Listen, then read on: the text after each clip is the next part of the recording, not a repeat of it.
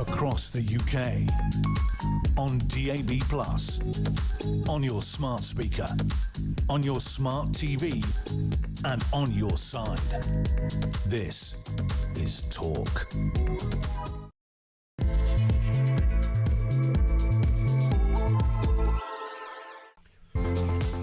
It is the Afternoon Empire. Yes, good afternoon. Welcome to the home of common sense. We've got a whole stack of savoury delights ready to go. The new trial that will see GPs stop using sick notes, aiming to boost the workforce. This comes amid a rise in sickness benefit claims suggesting a decline in work motivation, potentially linked to an increase in home convenience and benefits for conditions like ADHD and anxiety. Well, there is that, but we're also asking, why have Brits lost the will to work? What has actually, let's drill down on this one. What has actually happened? The desire to go to work. For not all of us, not even most of us, but a sizable chunk of the population don't want to do it. And do you know what? I don't think it's about sheer laziness. In some cases it is. We'll talk more about that in a few moments. Also, meanwhile, Shadow Chancellor, in fact, she's not the Shadow Chancellor, she's actually the Chancellor, strangely enough. Rachel Reeves, soon to... Finn, our producer's going, why did I write that? Rachel Reeves, soon to be the Shadow Chancellor, has reportedly dropped a plan to freeze essential grocery prices because they were going to have a look at eggs and bread and milk. Supermarkets have said, this is terrible. They're against it. The idea of price caps on grub.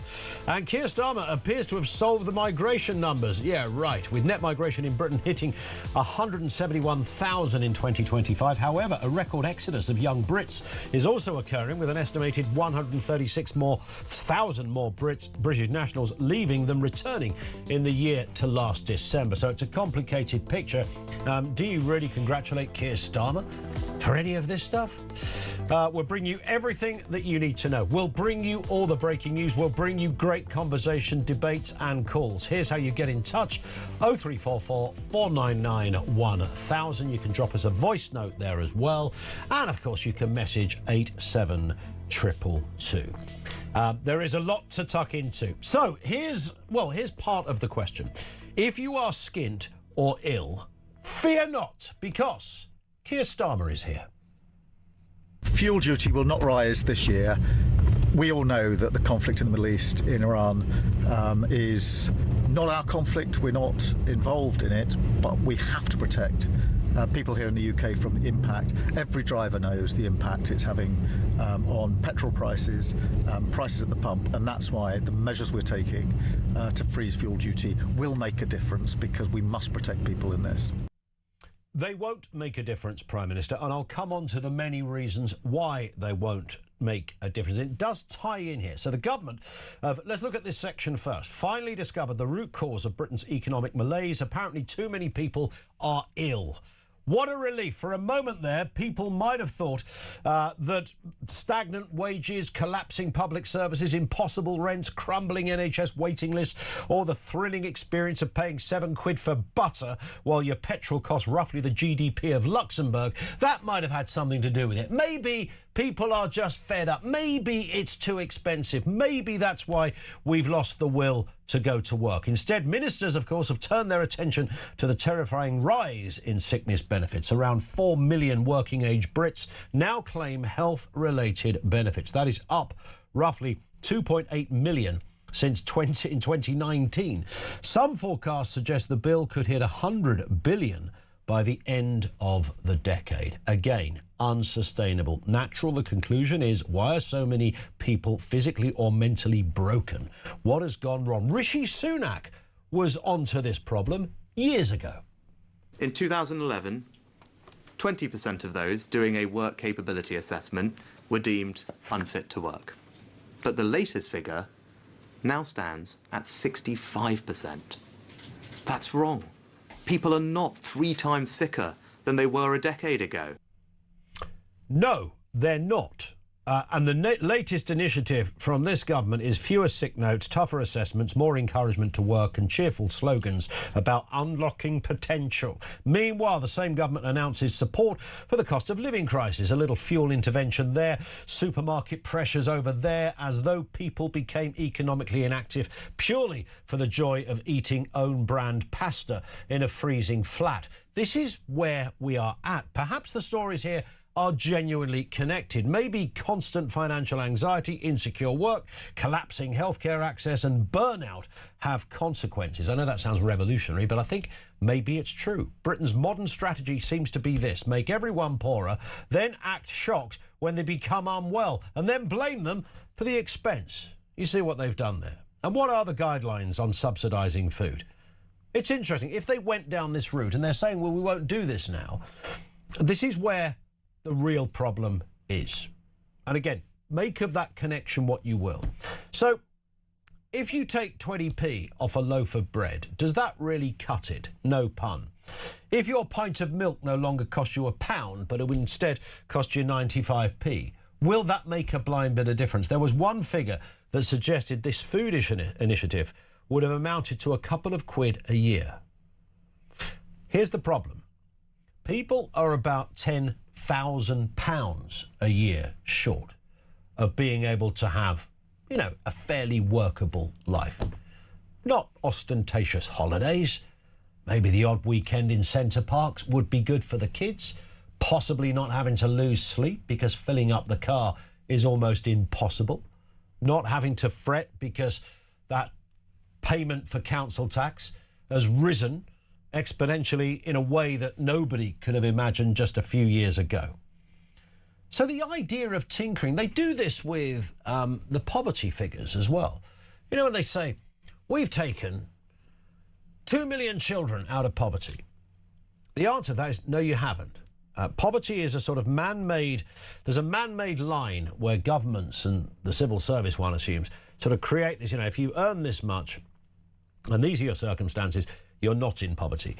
And if you earn this much and these are your circumstances, you are in poverty. And then a government like Labour come along and they give you an extra quid, what amounts to an extra quid, and it takes you over that line.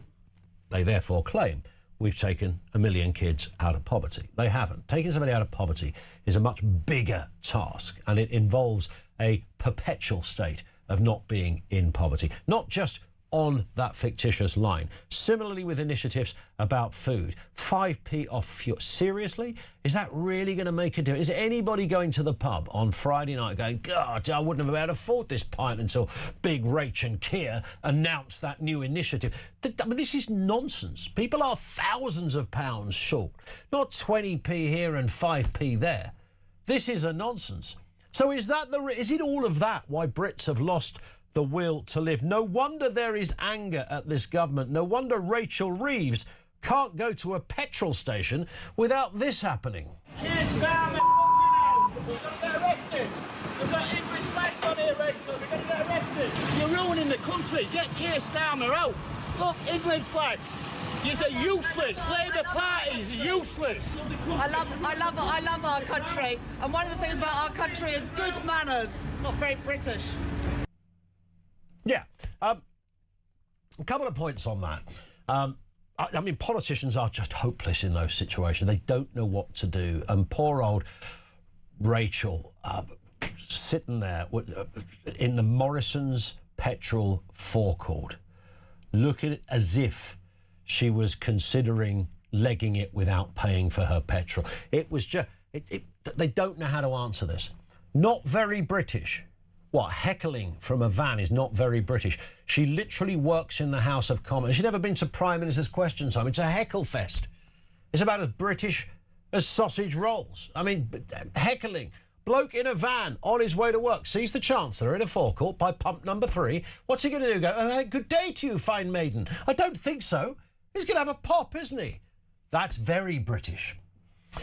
Samara Gill is with us, who's almost very British, if she wasn't Australian.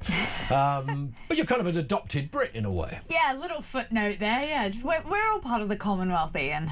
I agree, 100%. We don't even celebrate the Commonwealth like we should celebrate the Commonwealth. I mean, the Commonwealth makes perfect sense. Yeah, it does. There's a lot of wonga in the Commonwealth as well, true. between our trading and all that goes on with it. Yeah, it's a brilliant thing that Britain did build when it was high and mighty, and now look what's happened. Absolutely.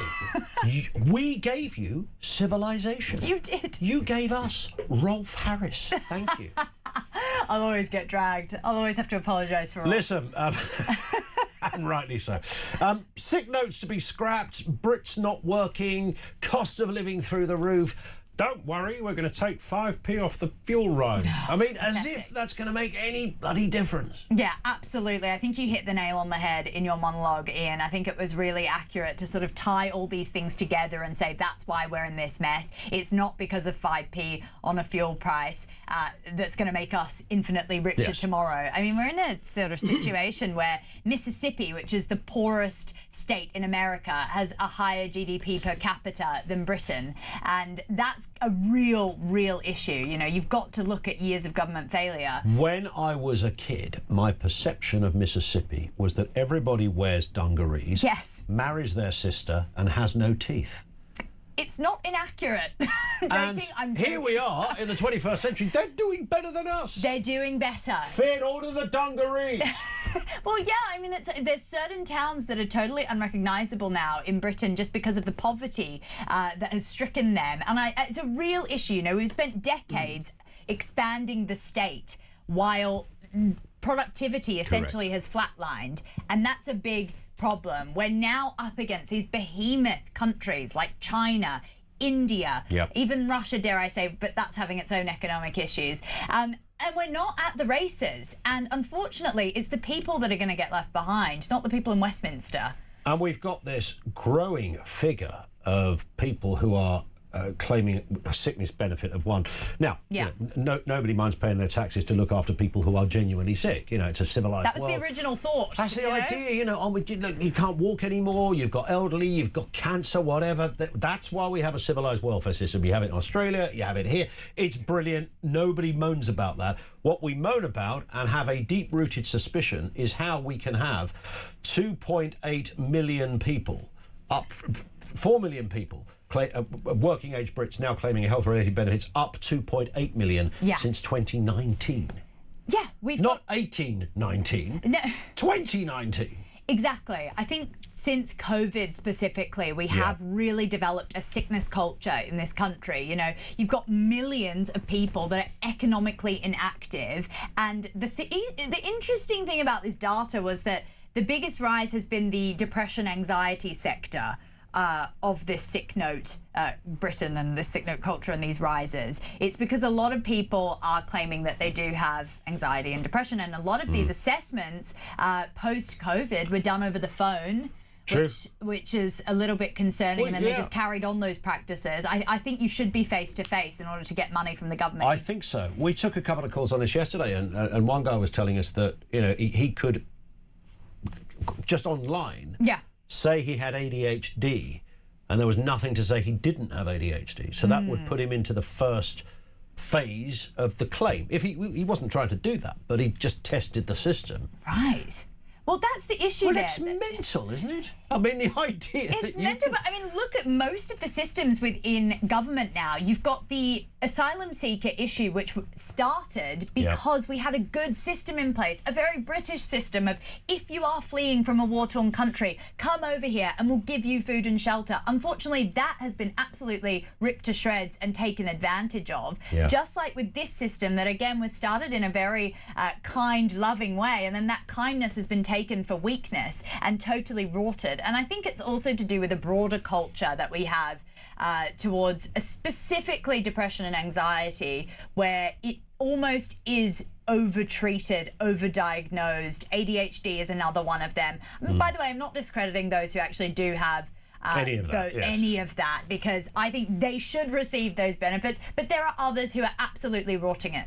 Why have Brits lost the will to work? What do you think is behind that? Is it, I mean, is it that just loads of people got lazy? I don't think, of course there are some lazy, but I don't think it is that. I think there's a lethargy that has kind of set in. You're right, COVID kind of exacerbated that. It sort of put the booster rockets onto it. But I think that feeling of, why the hell am I going to work? Everything's so expensive. I'm even thinking now, Andy Burnham made that speech where he said, we've had it wrong for 40 years, which was nonsense. It doesn't really mean anything. It just sounds like a campaign. It's 40 years, it's gone wrong, ever since Thatcher. Oh, blame Thatcher. That was very clever, wasn't it, Andy?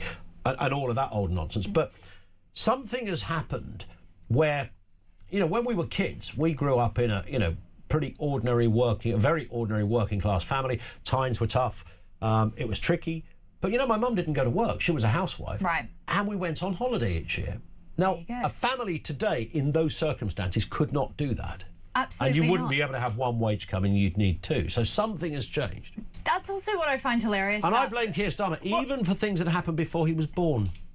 Well, that's why I find Burnham's argument about the fact that he is sort of this, Thatcher is terrible and he's going to right all the wrongs and everything. He socially mobilised through the Thatcher years. He grew 100%. up in a time where his mother was a receptionist and his dad worked as a telecoms person, and he was able to live in a very nice half house, able to go to Cambridge, able to work his way up to being mayor of Manchester under neoliberal Thatcherite policies. It's hilarious for him to go and chuck that in the faces of his voters. There's a great clip, there was a great clip, I don't know if you'd find it now. John Prescott was the Deputy Prime Minister under Tony Blair, and he was a proper union man, a northerner, and he was giving an interview talking about social mobility in this country is bloody terrible. You can't do this, you can't do that, you can't do... everybody's stuck, you're trapped in this place, you can't go anywhere. And we went through the... And the reporter went, John, you're the Deputy Prime Minister. It was like, oh, yeah, I did all right, didn't I? It's like Lammy, who bangs on about, the racist this, the racist that, which I'm sure, by the way, he might have suffered quite a bit of racism during his time. But it's also, you again are the Deputy Prime Minister, David Lammy. We're not that suppressive. We had a... You've done all right. Yeah, we also had, an Indian Prime Minister, someone who had Indian heritage being Prime Minister. Home Secretary. So come on. I mean, the thing about welfare is the welfare state was meant to rehabilitate. Yeah. But now it's just warehousing people. Absolutely right. We've even had girl Prime Ministers. No Labour ones, though. Sorry? No Labour ones. No Labour No, leaders. There's never been a Labour female leader. I think they had I think Harriet Harman stood in as acting leader of the Labour Party for about half an hour, but that doesn't really count. Labour, it's quite interesting, isn't it, that Labour have played that game. The Tories, you don't know about equality, you don't know anything about diversity. You look at the Tory bench as it was, and you look at even now, and you look at the Labour bench, and I think that point is that they don't say it much these days. 0344 499 1000. We've got cost of living stuff in here. We've also got why have Brits lost the will to work. Lines are open. You can message 87222. Samara's still with us. Lots more stories still to come. This is Talk.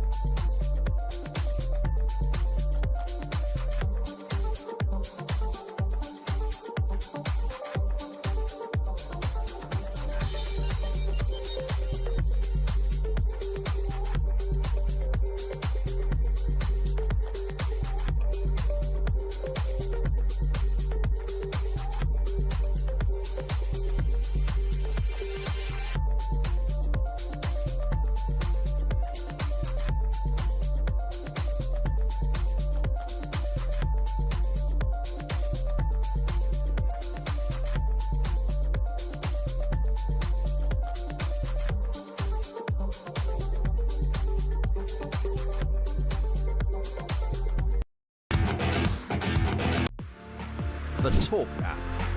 You can watch, catch up and listen to all your favourite shows and podcasts anytime, anywhere, all on the Talk app. Watching and listening to Talk just got easier. There's now only one place for the home of common sense.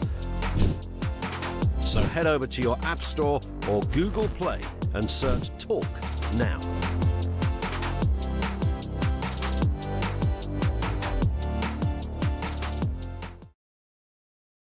Across the UK, on DAB+, on your smart speaker, on your smart TV, and on your side. This is Talk. 0344 499 1000. And this story as well. Samara Gill still with us, of course. Crippling anti-government sentiment is driving historic exodus of Brits. We've got 136,000 Brits who are legging it from the UK, abandoning the country. 136,000 more than returning in the last set of figures. That was 2025. The brain drain is pushing overall net migration to its lowest level in 5 years, yet no doubt the government will claim it's because they're stopping illegal immigration. Shock horror, no they're not. Now, make no mistake, this plan means migration will fall. That's a promise. But I want to be very clear on this. If we do need to take further steps, if we do need to do more to release pressure on housing and our public services, then mark my words, we will. So, based on his own words, which he wants us to mark, he's succeeded by kicking Brits out the country. Yes, hence why net is so... But also, I mean, he's on there about the stopping the boats and smashing the gangs and all that stuff, which he began his premiership with. They I noticed, abandoned that quite quietly. Because under his time in office, channel crossings, I know that's not the biggest part of the overall migration, but channel crossings have gone up. I mean, he had a terrible year of his time in office. I think it was 60-odd thousand just since he'd been in number 10, and that was like at the end of last year. So there's no great claim on that one. It's something that's also a direct drain on our economy. You know, every sort of illegal migrant that does step onto British soil is costing us about £40,000 a year to house, to feed, and to give all the benefits to. So I think, and it's also something that Starmer could stop tomorrow if he was able to put the foot down effectively, like other governments, such as the Australian government, were able to do. So I think he really shouldn't act like this is some sort of triumph. Him and Shabana Mahmood are acting as if these ONS statistics are, you know, we've crushed it, we've done it. First of all, a lot of the policies that came in under the Conservative government have actually contributed to this cut in net migration. Things like getting those student visas that were allowing you to bring... This was Rishi Sunak's Exactly. initiative. It was his initiative.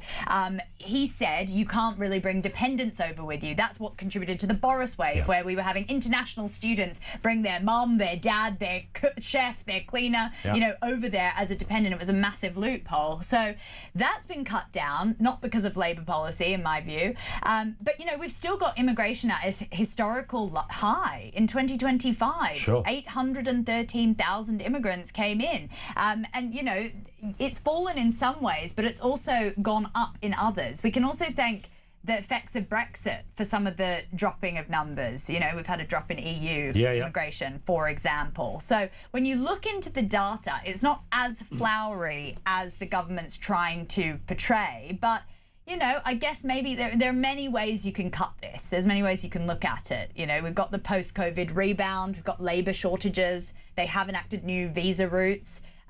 So it's interesting. I mean, there's a lot to get into. There is, and it may not just be the, you know, we talk about the boats from northern France coming over, because there's a stark warning from, of all places, I've never said this sentence in my life, there's a big warning coming out of Belgium. Yeah. That doesn't sound very scary, does it? Yes. I'm not reeling back. Give us your best Flemish. They've basically warned us. Flemish? Flemish? I'm confused. That's not an Australian word, Ian. Isn't it Flemish? It is Flemish. Yeah, That's no, the language you're right. I'm just, you know, we Yeah, barely speak English over in Australia. You had me doubting myself. I thought, have I got the wrong plan? Have I just made up a word, maybe? No, Flemish. never. James, you're thankfully, the was there articulate too. one. I was Correct. questioning Yes. my own capabilities. Not at all. Not at all. No, look. What are the Flems saying? Well, they're saying that essentially ex-soldiers are coming in from predominantly Iran and Afghanistan over on small boats to the United Kingdom, and they're warning us about it. So thanks for the warning, Belgium. Don't know what we're going to do. Who doesn't right now in the current climate want a load of Iranian soldiers living on your high street? I mean, what a fantastic, what a nice bit of security you've got what there a as nice well. thought. I mean, they're not wrong, you know. We've had 20 foiled terrorist plots from Iran just this year. Some of them ended up coming from as asylum seekers because it's a very easy loophole to get there. They don't take the biometrics. You can fake your story. It's a very easy way for hostile countries to try and infiltrate Britain. I'm not saying everyone on those boats is like that, but they do use those routes in order to get people through. You can see there was a knife attack at the Israeli embassy a couple months ago. That guy ended up being an asylum seeker who'd arrived about 3 weeks earlier, I believe. I might be getting that timeline a little wrong. And so, yeah, I think Belgium is offering a stark warning to us, but there's not much, I guess, the government can do about that other than, I guess, stay vigilant as to who's coming across. But but also at the moment, I've been saying this. I even asked, Chris Philp, the Shadow Home Secretary, I think. I said to him, you've got to raise this with the Home Secretary. We are currently at war with Iran. Okay, all right, we might not be the protagonists here, but we are connected to this. We were already connected because we're Western, but we're certainly connected in lots of other ways. You know, our air bases, and I know it was a long time coming, but our air bases are used, some intelligence is used, and all of that. So, bearing that in mind, if somebody hops on a rubber boat across the channel and goes, hi, I'm from Iran, wouldn't you go, right, get on the ground now, because you're coming with me? You wouldn't allow that person to just nip off to the Four Seasons and start playing pool by 6 o'clock with free chicken nuggets thrown in. I mean, it's preposterous. Sounds good to me. I've actually...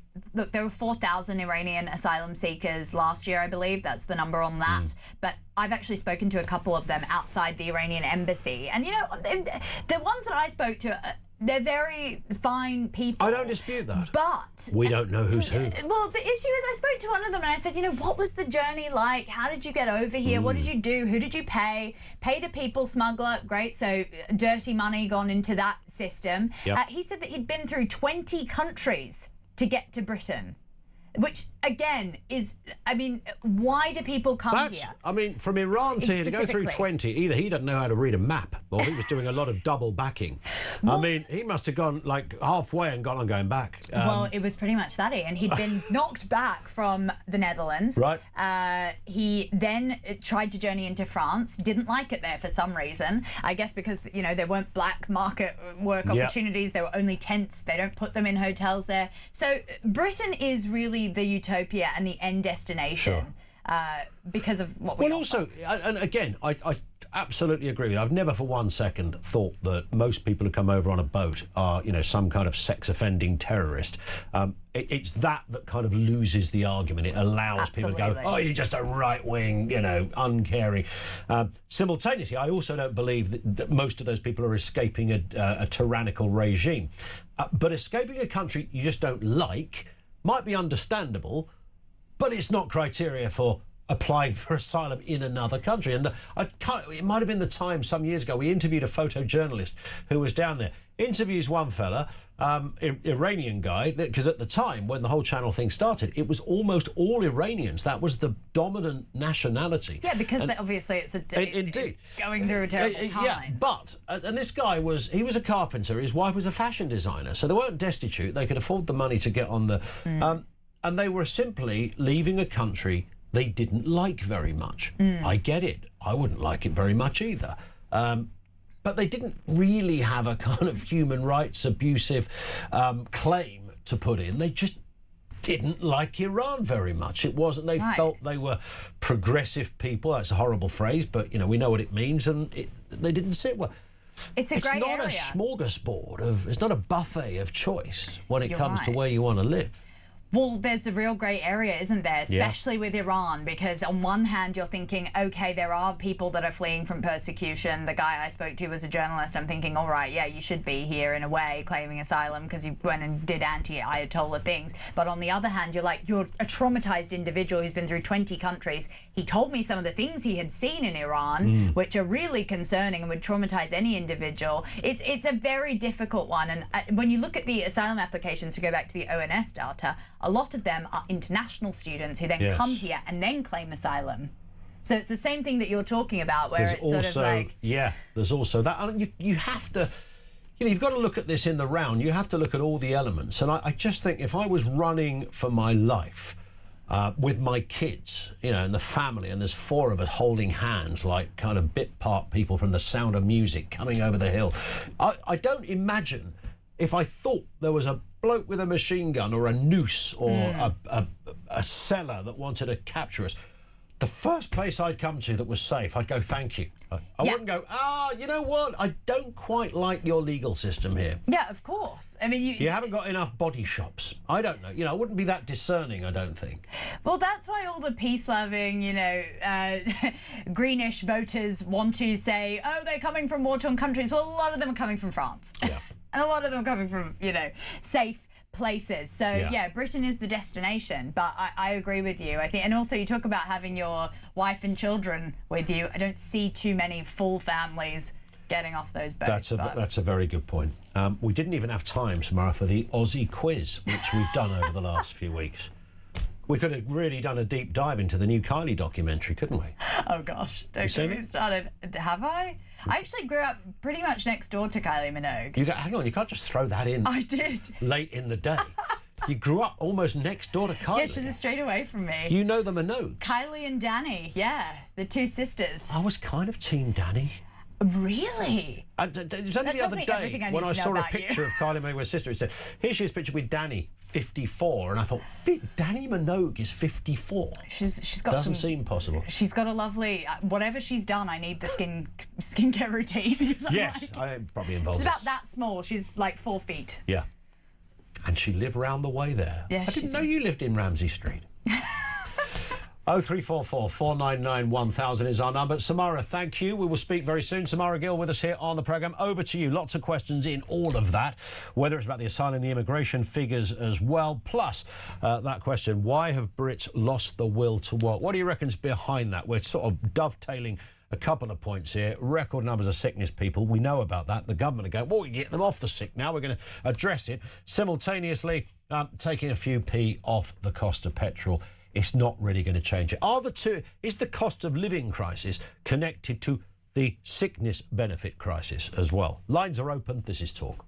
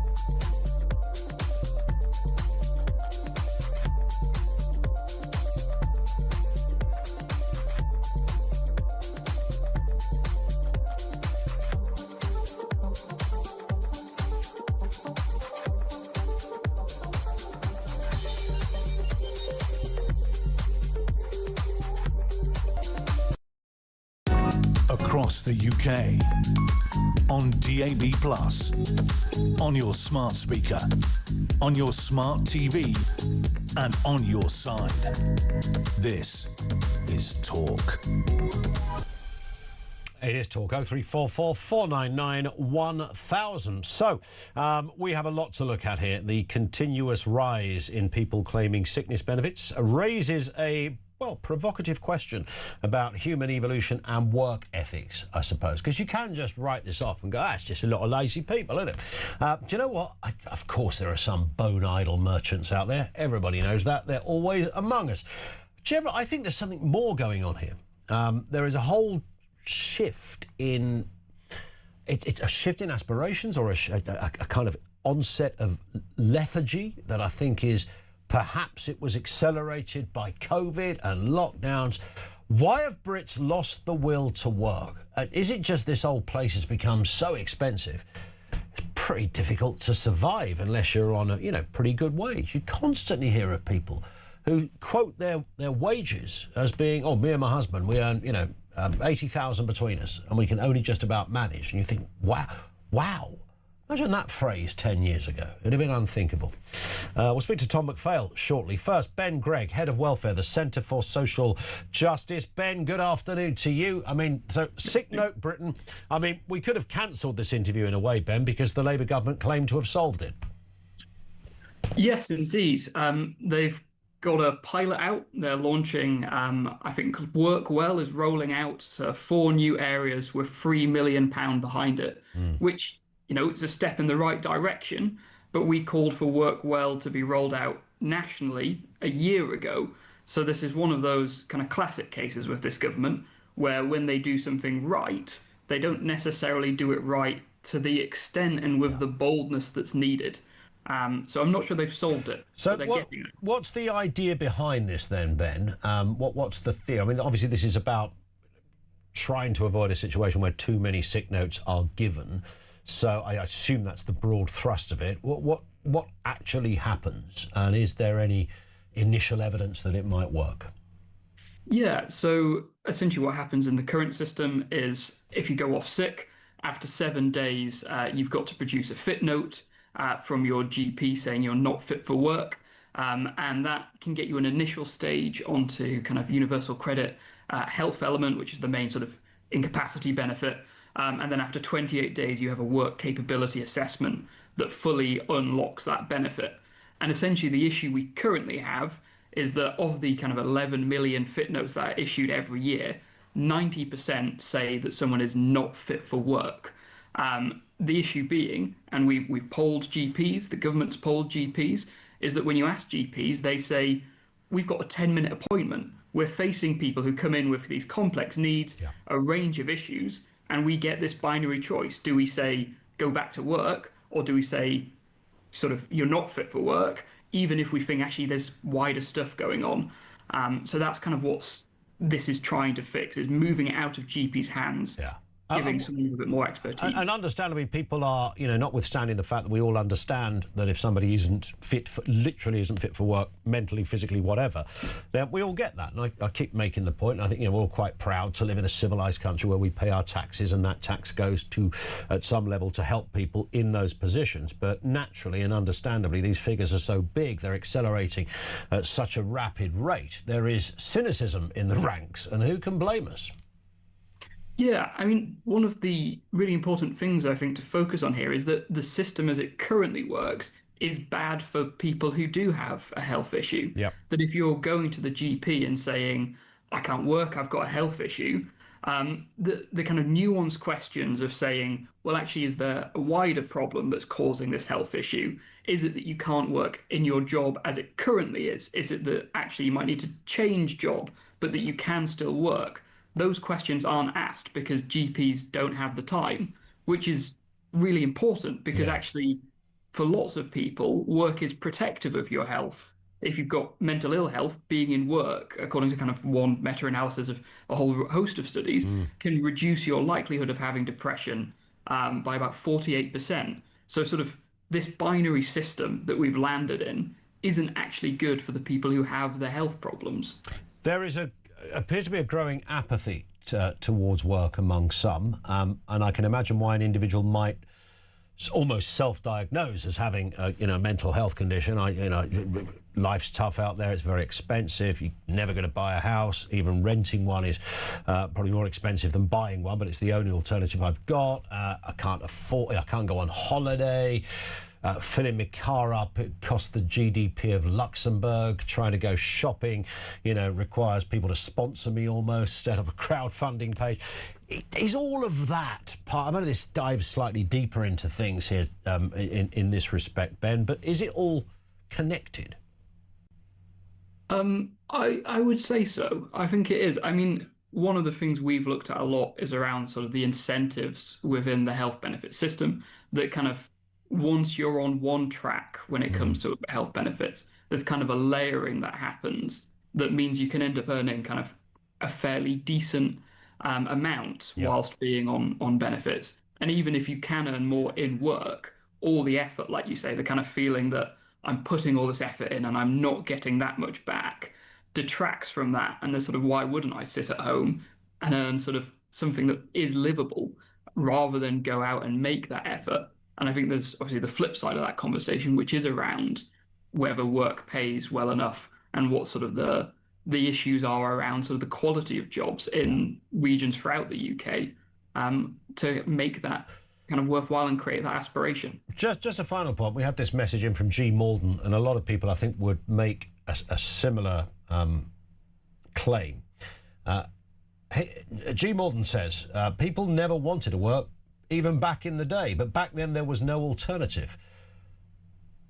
Now there is. Let somebody else pay. Is it as crude and crass as that actually, when there was no safety net that extended to other things like anxiety, people just went to work?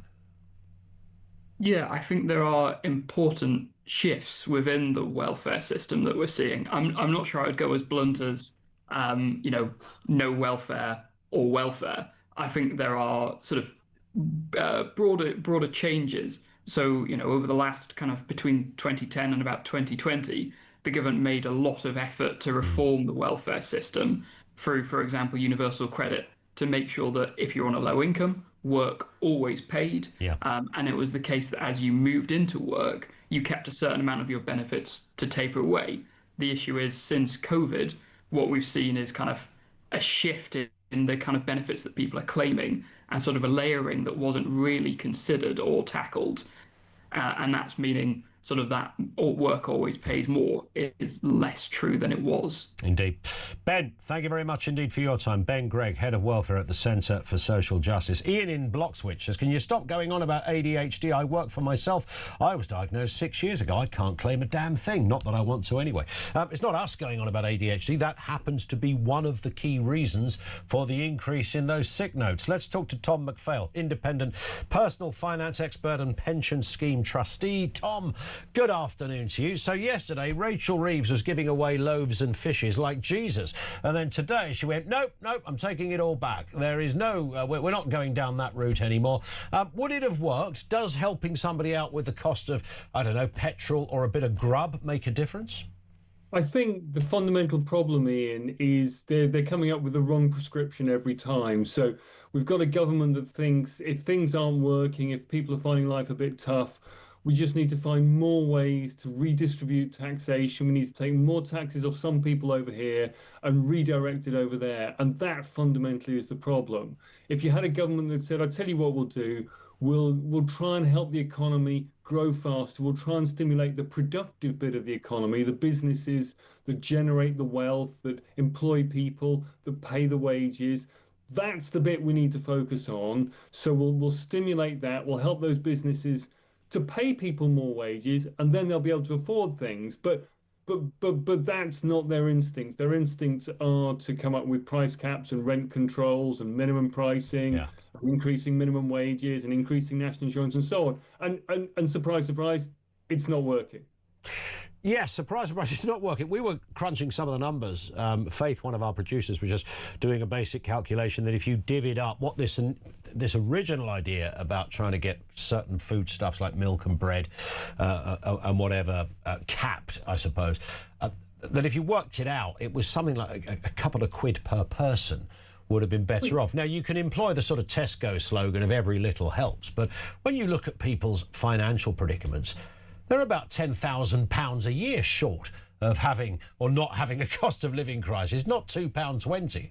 Well, yeah, I agree with that. And also, it's worth bearing in mind, supermarkets operate on ridiculously thin margins, right? They're making a profit of around 2 to 5% on their entire operations. They are one of the most efficient sectors in the entire economy. You know, they are constantly, relentlessly trying to find ways to run their operations more efficiently. You know, not all of us like automated checkouts, but there's a reason they exist, is because it helps the supermarkets shave a little bit more off their costs. Farmers will tell you how they don't get paid much for the milk they sell to the supermarkets. So there really is no fat to cut out of that system. So if Rachel Reeves comes along and says, I tell you what, I'm going to introduce price suppression, I'm going to force you to hold down the price of goods below the level at which you can actually make a profit, guess what happens? Either the supermarkets won't sell these things at all, or the quality will go down further. You know, you can't make something out of nothing. So I come back to the point, it was fundamentally the wrong prescription. Yeah, I think the government in Scotland, I think, are still going ahead with this idea. I stand to be corrected. But it does rather sound like something that is more political and certainly not a political initiative rather than an economic one, because as I think we've established quite well here, Tom, the economics don't stack up from any angle. Well, no, and you know, it's this kind of muddled thinking that led to the ludicrous situation earlier this week, where the government on the one hand is saying, we're not going to issue any more oil and gas licenses because we, the government, believe that would be a bad thing. Oh, but people need oil and gas. I tell you what, we'll buy some off the Russians, right? Rather than just saying to the oil and gas companies here in this country, I tell you what, guys, if you think you can get oil and gas out of the North Sea at a profit, good luck to you, crack on. We know we need it, and then we'll tax you a bit on the proceeds, and it's great because it'll employ people, and then we can tax them as well. Rather than doing that, they say, no, we know best. Yes. We'll just stop you doing that, and then oh my goodness, now people can't go on holiday. We better buy some off the Russians. It's the same thing. Thinking. I wonder, Tom, you know, whether, and I do have a vague sympathy with governments, not just this one, but generally speaking. I mean, if we really wanted to tackle some of these really hefty problems, costs of living, and, you know, the fact that, you know, rents and energy and buying food is just off the scale. If you've got to have a big idea, haven't you? You can tinker around the edge. You say, oh, we're going to, you know, cap the price of a loaf of bread and take 5p off fuel. If somebody was really serious about recalibrating, if you like, our entire system, it would arguably be a project that might take an entire generation, possibly a couple of decades. And of course, politicians don't have that wiggle room. They've got, 60 months to try and make a difference. Yeah, no, agree with that. And it doesn't help if they then set off relentlessly in the wrong direction as soon as they get into power, which is, of course, what we've seen with this government. No, you're right. And, you know, the fact that we spend more on welfare than we raise as an income tax now is just bonkers. There are so many ways in which the state is becoming increasingly dysfunctional. For a politician to rewire that kind of stuff, as you say, is no simple thing. I take some comfort from the fact that we saw in Argentina, which had worse problems than we've currently got here, Javier Milei was elected specifically on a ticket of cutting corruption, shrinking the state, cutting the number of civil servants. And it wasn't perfect what he ended, but he got elected on it, and he then did some of it. So it's not beyond the bounds of possibility that when things get bad enough, a politician will be able to stand up with that kind of message, that kind of program, and get elected on it, and then possibly even implement some of it. But goodness knows, we're getting to the point where it's what's needed. Indeed. On that point, Tom, lovely to have you on. Let's speak again as well, because there's so much to get into on this. Tom McPhail is an independent personal finance expert. Thank you to him. What is the answer to this? Does one feed into the other? I thought that last message that I read out about if there is it's a dependency culture. If you create something, people will go to it. I mean, the argument around food banks is it's almost if it wasn't so serious, it's almost satirical. When they go, oh, look, food bank use has gone up. Well, there's more food banks, yes. I mean, you put more food banks there. Put a food bank at the end of every street, and people will use food banks. When I was a kid, there were no food banks. If there were food banks when I was a kid, 100% we would have been a family using the food banks. But they didn't exist, so you made your way through it somehow. And similarly with certain elements of welfare, that if you think there is an avenue that you could pursue, it's not as if you're not royally taking the pee. You're not going to get rich on it. I mean, there's some people that really know how to play the system, but generally speaking, but if it wasn't there at all, you absolutely, the human condition says you would find another way. 0344 499 1000. Why have Brits lost the will to work? Cost of living, what's the answer? 5p petrol freeze rise thing from the Treasury. Thoughts on that as well. This is Talk.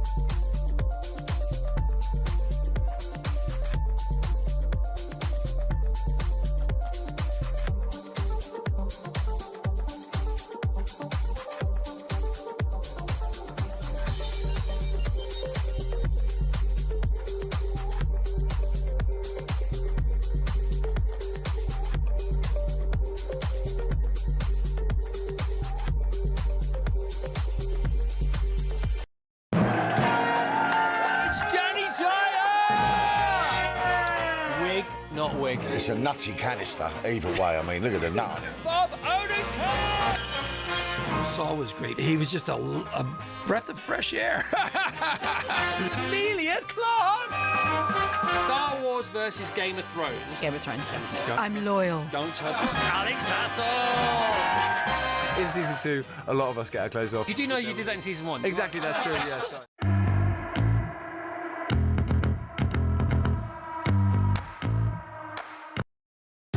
Across the UK, on DAB+, on your smart speaker, on your smart TV, and on your side. This is Talk. It is Talk. One here comes in from Mags, who says, can't wait to see the back of Starmer. Take your phrases with you. Smash the gangs, breakfast clubs. Let me be clear, mark my words. Working people, one in, one out. Party opposite. 24321. Hey, the lights are on. Oh, look. We remember it well. Can't wait for this year. It's nearly Christmas, by the way. How many days to Christmas, Finn? Can we just check that? And this will be Jason in Wiltshire. Jason on Sicknote, Britain. What have you got for us? Hi. Good afternoon. Thank you for taking the Pleasure. call. Before we do that, could I just do a big shout out to Rachel Accounts for the cracking job that she's done on freezing the fuel duty? Yeah, it's brilliant. We got Hard work. we've got 60 or so other countries that have lowered that, lowered duty and helped out. Yeah. And what she's been and done is frozen fuel duty, which I don't think's actually risen in about 15 years. So she's done a cracking job on that. So sort of, hands up to her. Good work. And I hope she's listening in this respect, Jason, because I think she'll probably be shedding a little tear at that beautiful moment. Yeah, I was going to say it's a hint of sarcasm. Nothing wrong with that. Well, yeah. No, Lazy Britain. Yeah. I'm actually sort of thinking if we go back to sort of about 2020, we had this thing called furlough.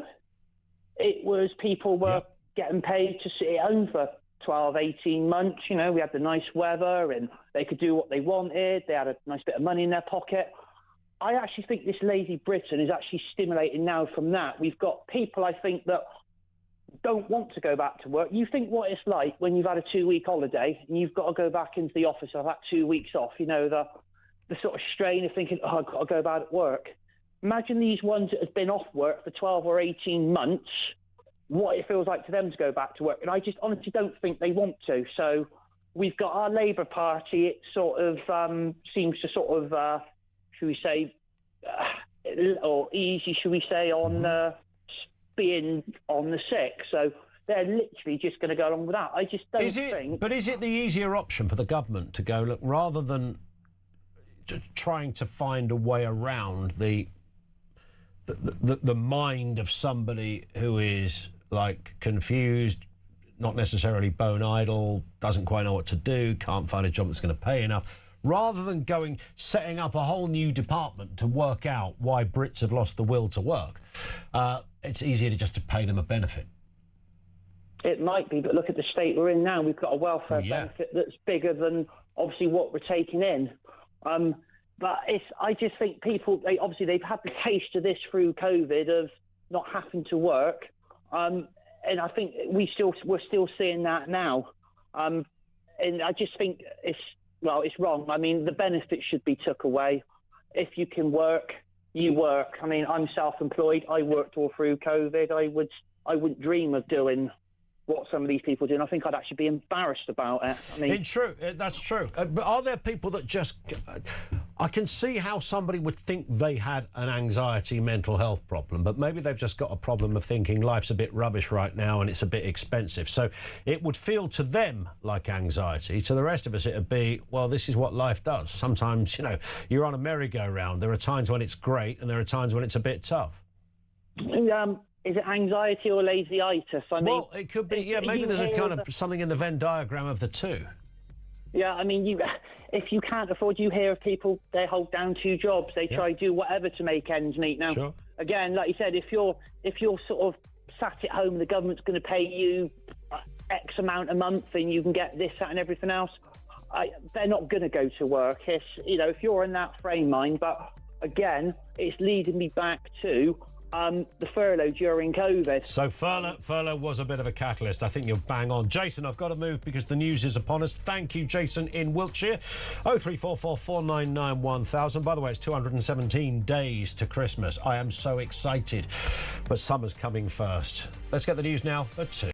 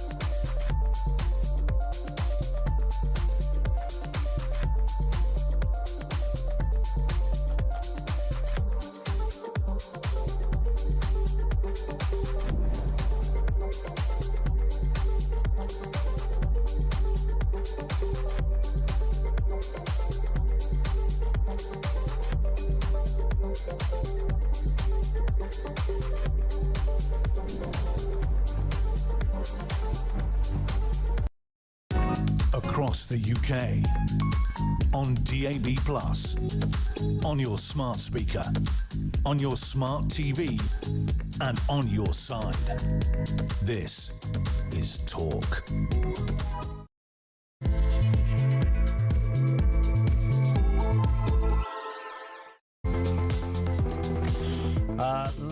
Lines are open. 0344 499 1000. Why have Brits lost the will to work is the way we put it. We've got this new trial that's going to see GPs stop issuing sick notes, aiming to boost the workforce.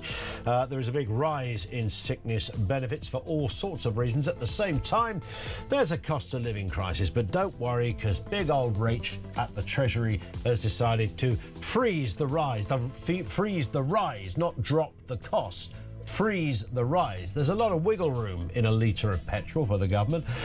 Is that any? It doesn't even touch the sides of what people really need. And are the two connected? Cost of living, sickness, Britain. Meanwhile, Rachel Reeves has reportedly dropped that plan to freeze essential grocery prices. Remember, they were going to look at eggs and bread and milk. There was resistance from the supermarkets who said, look, we make naff all on this stuff anyway, so we'll be broke by about 6 p.m, so that's gone out of the window. And Keir Starmer reckons he solved migration numbers, with net migration in Britain hitting 171,000 last year. That is the lowest since COVID, I think I'm right in saying. But there has been a record exodus, particularly of young Brits, happening, with an estimated 136,000 more British nationals leaving than returning in the year to 2025. Details to come. Everything you need to know, all the breaking news right here on Talk. 0344 499 1000. Mags gave us that great list of Starmerisms, didn't she, just before the news? Sue's also. They came through almost at the same time, these two messages. Ian, I always play BS bingo when Starmer is on. Let me be very clear. It's the right thing to do.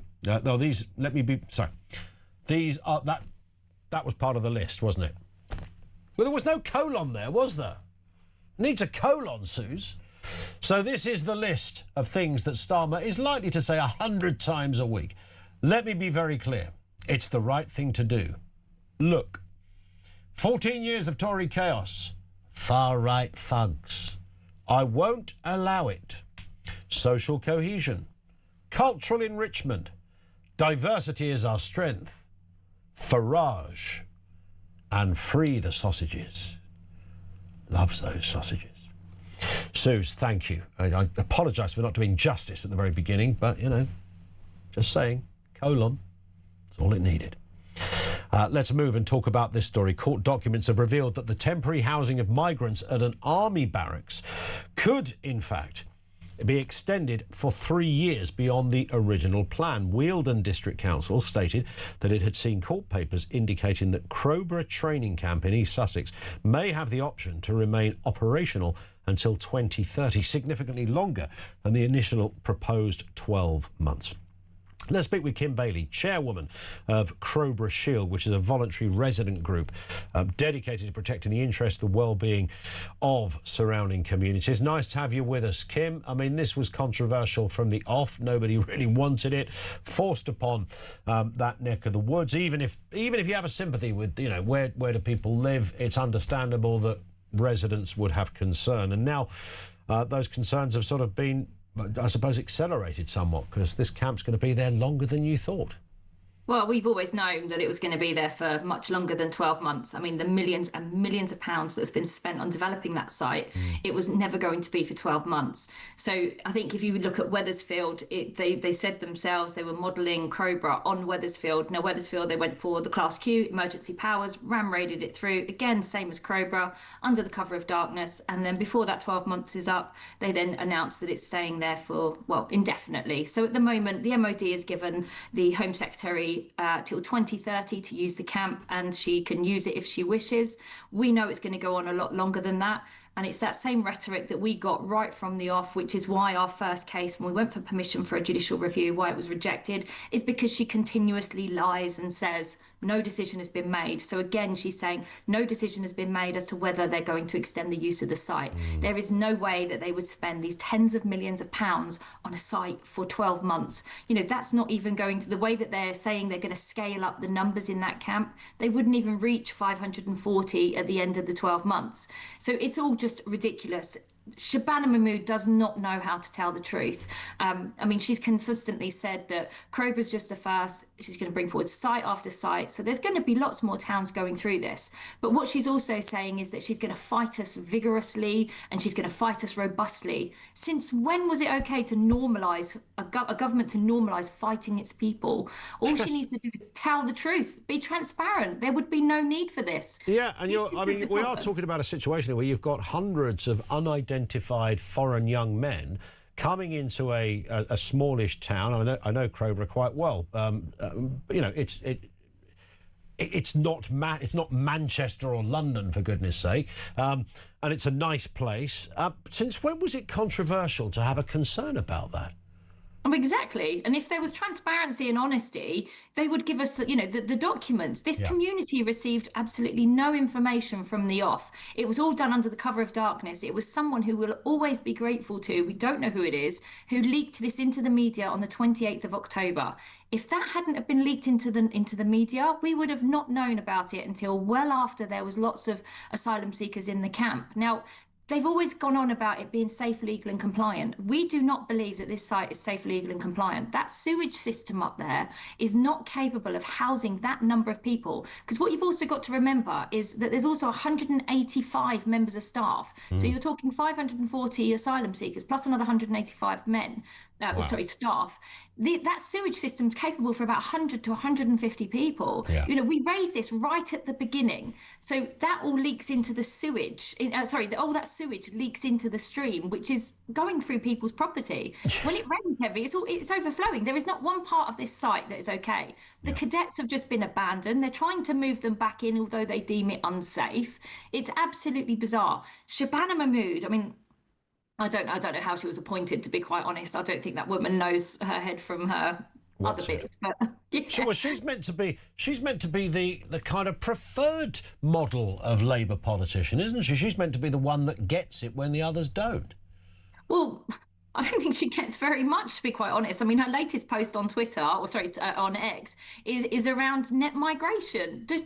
Has Diane Abbott been teaching her how to understand figures about net migration? I think Diane goes in once a week for an update, apparently. I think she must. Kim, just tell us about so these young men, they're allowed, they're not locked into the camp, right? They can move around.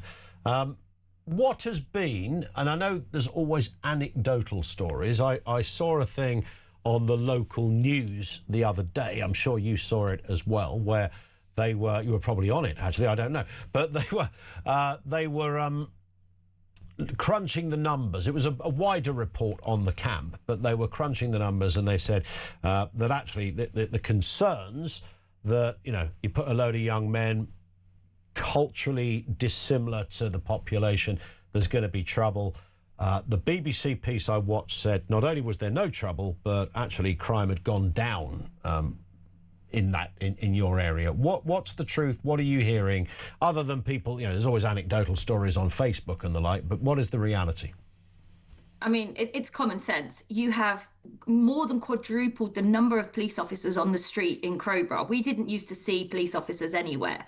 So it's since this, obviously, the asylum seekers moved in, since the protest started, there has been, you know, thousands of police officers in Crowborough. So obviously that is going to act as a deterrent. But in terms of seeing the asylum seekers around town, yes, they are around. We have got, you know, untold amounts of video footage of asylum seekers buying alcohol from the local supermarkets, in the streets, drunk, just drinking their alcohol. It's supposed to be a no alcohol zone. They're not supposed to be allowed to have alcohol on the site. We've got people's ring doorbells where they've been a nuisance. There is antisocial behaviour. So they're saying there's not one incident. What they're actually reporting is that there is no convicted crimes. Yeah. But this is affecting people's lives. You know, parents are taking their children to school. They're not allowing them to walk to school anymore. The cadets, you know, this was hundreds of young people in Crowborough that had a place to go to meet and parade. They've not got anywhere. They still don't have anywhere. So the impact on this town has been huge. And talking about community cohesion, which is what Shabana Mahmood seems to think she understands, but she really hasn't got a clue what community means. You know, all she needed to do was come and talk to us. Wealdon District Council is obviously the leader of that council, is also the deputy leader of the Green Party. So, you know, we're not getting anywhere with her. She's very much open borders and has said that, you know, it's only for 12 months. She actually believed what Shabana said, that this was only ever going to be for 12 months. And that's why she didn't want to go forward with supporting our legal case. I hope they'll change their minds, but I don't think they will. I don't think they will, because they haven't got another answer, is the reality, I think, of all of this, Kim. I mean, you're a town with a population of about 21,000 people. If you stick 500 and counting, because that could well be more going forward, you know, young, unidentified people into an... I don't know at what point somebody thought, it was from any angle, even if you wanted to be kind and say, OK, these people you know, are not buying drink or they're not doing X, Y, Z. It still becomes unsustainable. It's still a ridiculous situation that we would have to be... It is. We'd have to But be it's in a worse. position where we're responsible for it. But it's worse because Shabana Mahmood and the Home Office are just ignoring the issues. So they have got information on, you know, crime rates and everything else, the cost impact to the taxpayer, and they're withholding that information. They're not being honest with the public, and they're the things that need to come out in the public. And we are working really hard to challenge the Home Office to get this information into the public, because none of this is okay. And I think if everybody knew the truth, it would be a very different story. Yeah, I think you're right. Well, I'm sure we will speak again, Kim. Thank you for your time. Kim Bailey, who's the chairwoman of Crowborough Shield. I think you can, beautifully fluent as Kim was, I think you could hear the undertones of absolute frustration in Shabana Mahmood, the Home Office, local politicians and anyone that allowed this to happen. But, of course, this is part of the government initiative to say, yeah, we've taken people out of hotels. Look, we're here, happy days. But you've just put 500 people, 600 people, 700, 800 people going up and up into an army barracks next to our road. Now, I don't think you'd want that with anyone. Even if you said it was 600, 700 young Brits, 23 average age, living round the corner. I think that's a bit weird, isn't it? It's a bit strange. 600 strangers just show up. I genuinely think that would be of concern. Now, if you throw in a lack of cultural assimilation, language issues, the breathtaking,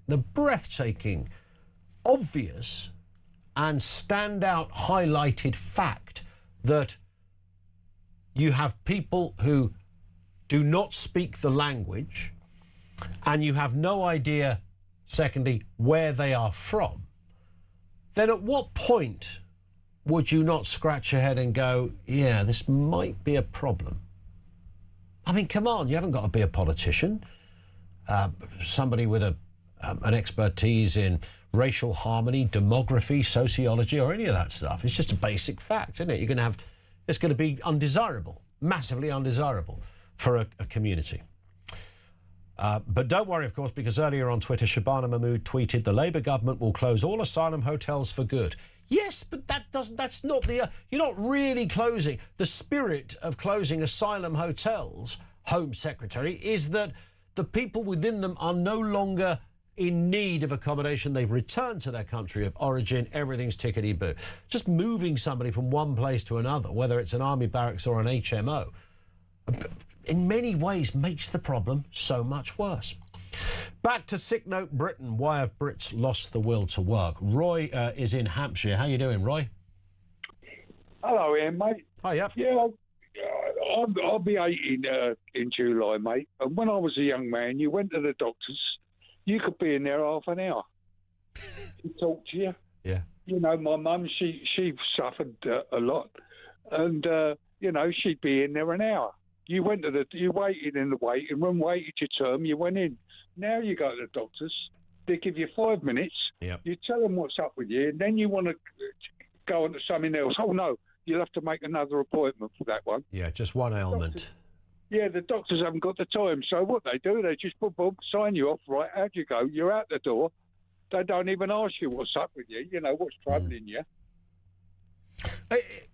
It's not hard to understand either, is it? I mean, obviously, if you've got time constraints with sympathy to the doctors and you've got 6 minutes or something to see a patient, you're not going to do a deep dive, are you, into someone's mental health disposition? No. But Ian, I left school on a Friday, 15 years of age. On Monday, I started work. And I've been in work ever since. Great. My last, before I retired, I was a taxi driver in Basingstoke. Yeah. And people used to tell me, you know, that they were on the sick, what they were getting. I said, well, how do you do that? Well, what you do, you tell your doctor you hear voices. And that's what they did. I mean, one particular girl, she was getting £400 and something a week. They were paying her rent, they were paying the gas bill, the electric bills, the water rates a lot. She was telling them, I said, well, do you hear voices? No, she says, but that's what you tell them. You know, it all wants looking into, mate. It really does. Listen, great point. Roy, I'm glad you started out as you did and carried on in the same manner. That's Roy in Hampshire. Left school at 15 on a Friday, started work on a Monday. And you'd be tempted to just take a week off and go to Ibiza with your mates, wouldn't you, just for the summer holiday? Then crack on after that. But he went straight in and never stopped. It's a great attitude to have. Say that you're hearing voices. I mean, there are sadly people who genuinely suffer from, you know, psychological afflictions such as that, which must be pretty bloody terrifying, by the way. I mean, to make that kind of stuff up. I mean, where do you go next? A poltergeist? The Amityville horror? I don't know what you do. But nobody can disprove that, can they? Nobody say you're not hearing voices. Well, no, I'm hearing them all the time. I've got all sorts. I've got a fella over here and a woman over there. It's just in my head. I can't sleep because the voices are still there. What is a doctor going to do? I mean, they're going to send you to a laboratory somewhere in Texas or something for some special scan that's going to once and for all find out why you're here. Of course they're not.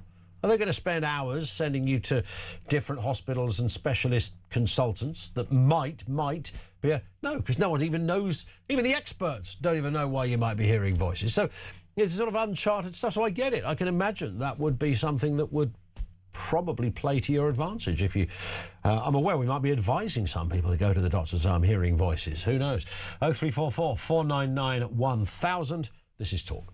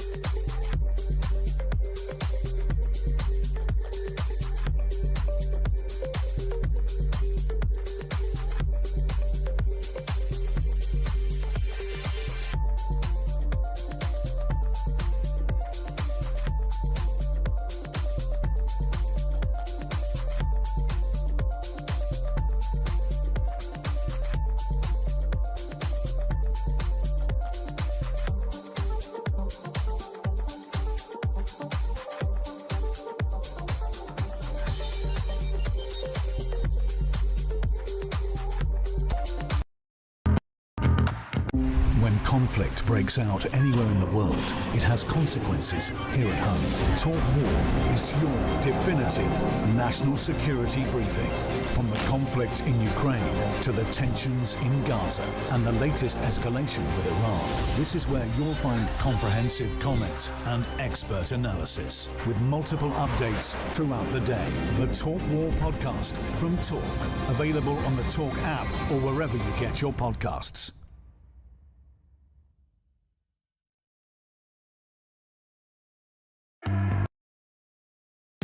Across the UK, on DAB+, on your smart speaker, on your smart TV, and on your side. This is Talk.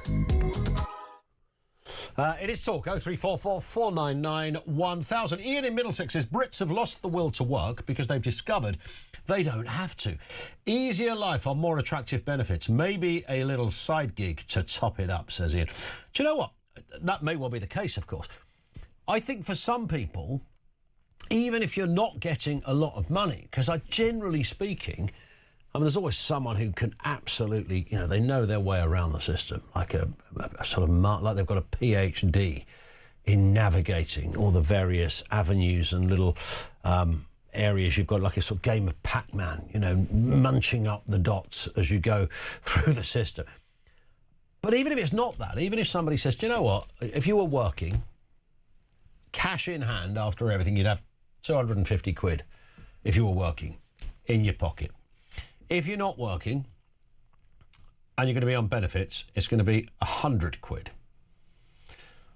I think for a lot of people, they'll go, I'll take that. I'll take the 100 quid to not work. So I'm 150 quid lighter, I get it, but I'm not working. That is a more attractive. I think that's where one of the problems is. Reg says, I think you'll find, Ian, that Andy said we had it wrong for 50 years. Then he realised that Labour were in control 50 years ago and quickly changed it to 40. It's out there for everybody to hear. I did pick up on that very point, that if he said 50, then he has to encompass the pre-Thatcher decade, which was largely Labour, of course. He got that one slightly wrong. Alan's in North Yorkshire. Alan, what are you making of it all? Good afternoon. Hello, mate. It's me. Yeah, it is you. It's me. Trust me. Our mate Rob, who was just on, I can concur being the same age as him. I'm probably a bit older, but anyway, same age as him. And I concur with everything he says. Yeah. I've got 2 points to make to you, and I want you to listen to my second one particularly, but I will address this first one. Yeah, I want to listen to this one as well. This Both one points. it's about will. The will to work. If I had said to my dad when I was a young one, I don't want to go to work today, he would have said, well, your mum don't want to feed you. Yeah. He said, and your mum don't want to wash your clothes, and your mum don't want to change your bed, and your mum this, and your... He said, none of us want to go to work. We have to go to work. It's because what we do. We are working people. And this sort of moral... In fact, the scenario wouldn't have even existed, would it? Wouldn't even you would never have said it in the first place. It would have been unthinkable. Well, the thing is, we've invented so many diseases now, and I'm not dispassionate. I understand that there are genuine people, but I know a bloke who's not dissimilar in age to me that has never, ever done a day's work in his life. Wow, how is that even possible? And not only that, he's been on the dole all his life, and I remember him from back in the days when you used to have to literally go and sign on. Yeah. And I'd say, hello, Bob. That's not his name, by the way. Hello, Bob. Where are you off to? Go up the dole, mate. All right, okay, I'll see you in the pub later, blah, blah, blah. Yeah. And loved a pint, Bob, didn't he? He liked his pint. And as soon as he got his gyro, mate, that's where it went. Anyway. Yeah, well, I remember there was the old gag, wasn't it? Excuse the sort of language, but, it used to be what's green and gets you pissed, and that was your mate's gyro. And it was as simple as that. Gyro, you got the money through once a fortnight. People would go in the pub. It'd be gone by 6 o'clock. We've invented too many illnesses. That's the problem. And also, there is so little checkup. You just said to me a little while ago, how is that even possible? I tell you, mate, in the real world, not only is it possible, it is being done by the thousands, if not tens of thousands. They're taking the water, something wicked. They haven't got a moral bone in their body. And the civil servants or whoever they... I've never been in a dole office, but whoever they are that work there, there's no checks, there's no balances. And so... Well, in 2003, I had to stop work because I had open heart surgery. I had a quadruple bypass. Within 4 months, I was back at work. Right now, I'm not saying I'm a hero. What I'm saying is that being at work is in my DNA to start off with. Yep. But secondly, the amount of money that I was getting while I was sick, and I was really ill. They don't do quadruple bypass surgeries for fun. I was proper poorly. And there wasn't that much difference between what I was getting paid on the sick than what I was earning as a bus driver. Wow, that's interesting. I wonder how that... I mean, I don't know the specific numbers, and I'm sure they differ depending on someone's circumstances. If you literally were... Because I don't think you'd...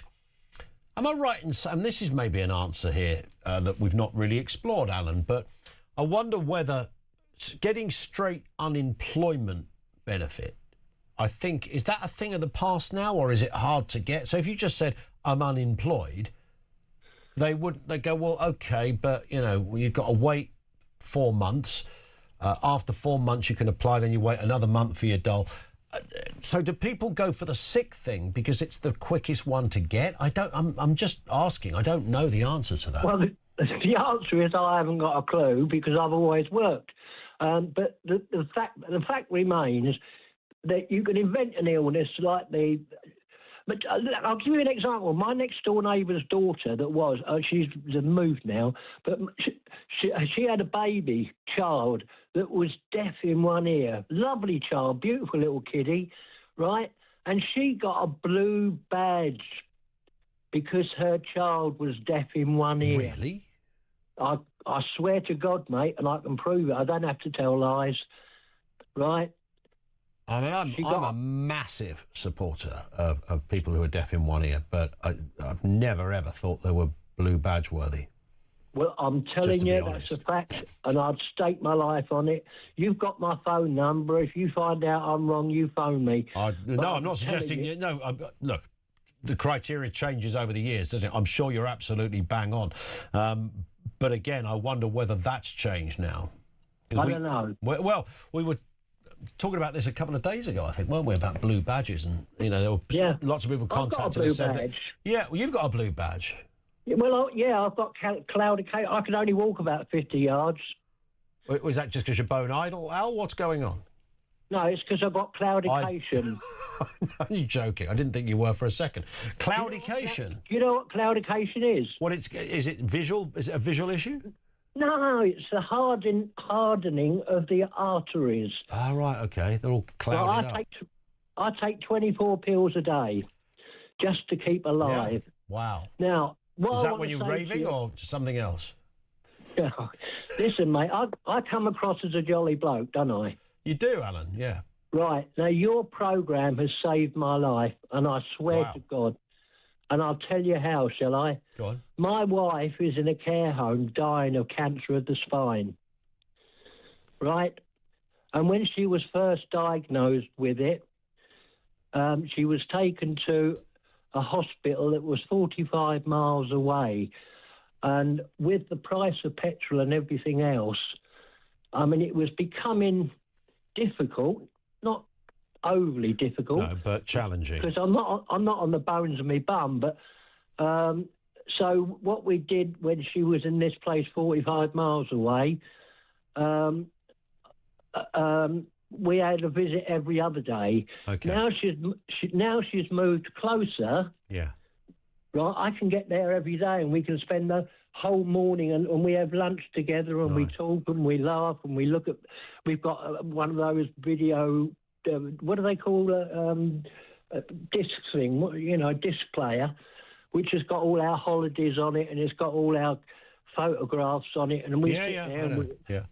And she's only got a little while to live now, and she's never once. What I swear to God, she's never once has she complained. Yeah, and that's a different generation, Alan, isn't it? That's the fibre that is lacking in society today. I'm sorry, mate, but to break. Listen, don't apologise, Alan. You're absolutely bang on. You're bang on with everything you've said. In fact, you speak with a lot of wisdom, mate. Listen, I wish you well. Do give your wife as well a big hello from us, big hug from us. In fact, Alan, thank you. Alan's a regular, but what a touching call as well when you hear something like that. There is something about the.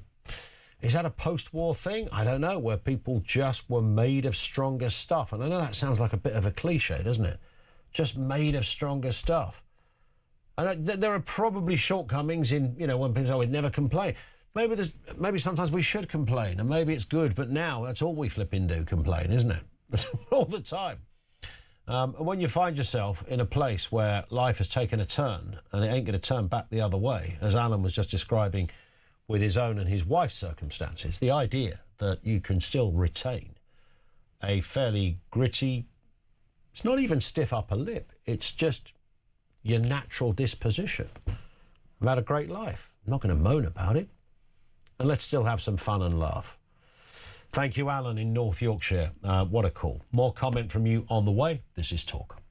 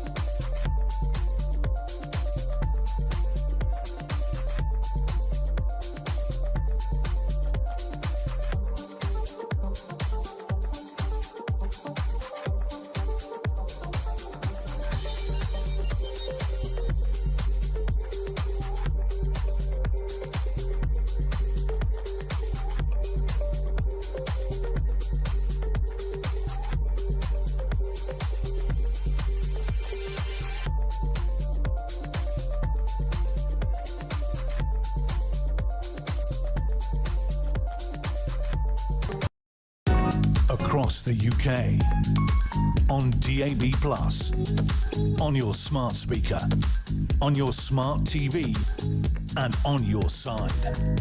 This is Talk.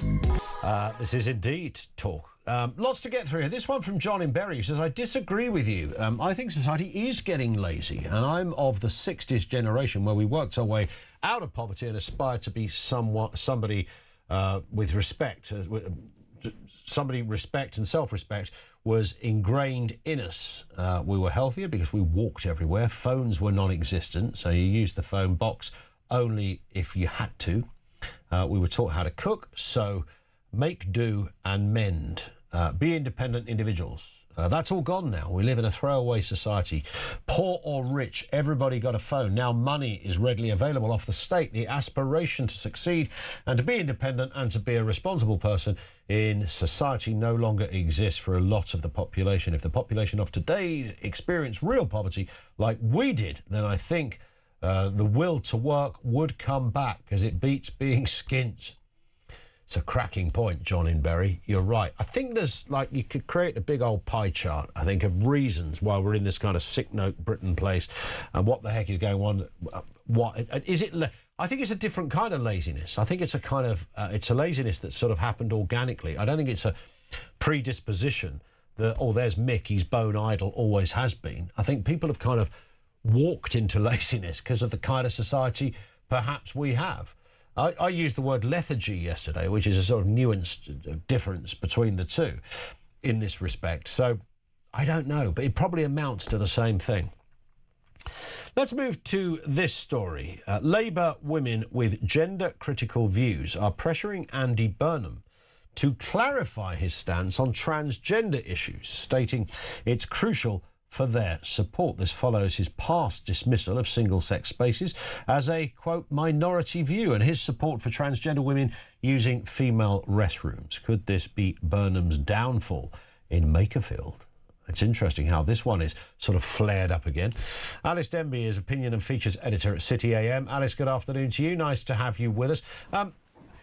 Who would have thought it a few years ago that this would become the sort of, not so much the gotcha question, but a very pivotal question that is fired at politicians. And whilst it might be fun when you're interviewing a Prime Minister to throw the word penis in there, and something nobody ever thought they were ever going to do, there is a very serious side to this, isn't there? You know, we seem to have a divide amongst our political classes as to who can define what a woman is and whether those that have transformed to become their version of a woman are allowed in female-only spaces. And Andy Burnham seems has relit the fire.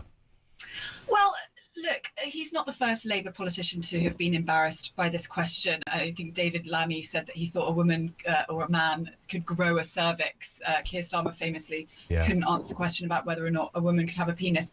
But he was making these comments before the Supreme Court judgment, which made it very clear that in terms of the Equality Act, the definition of a woman is based on biology.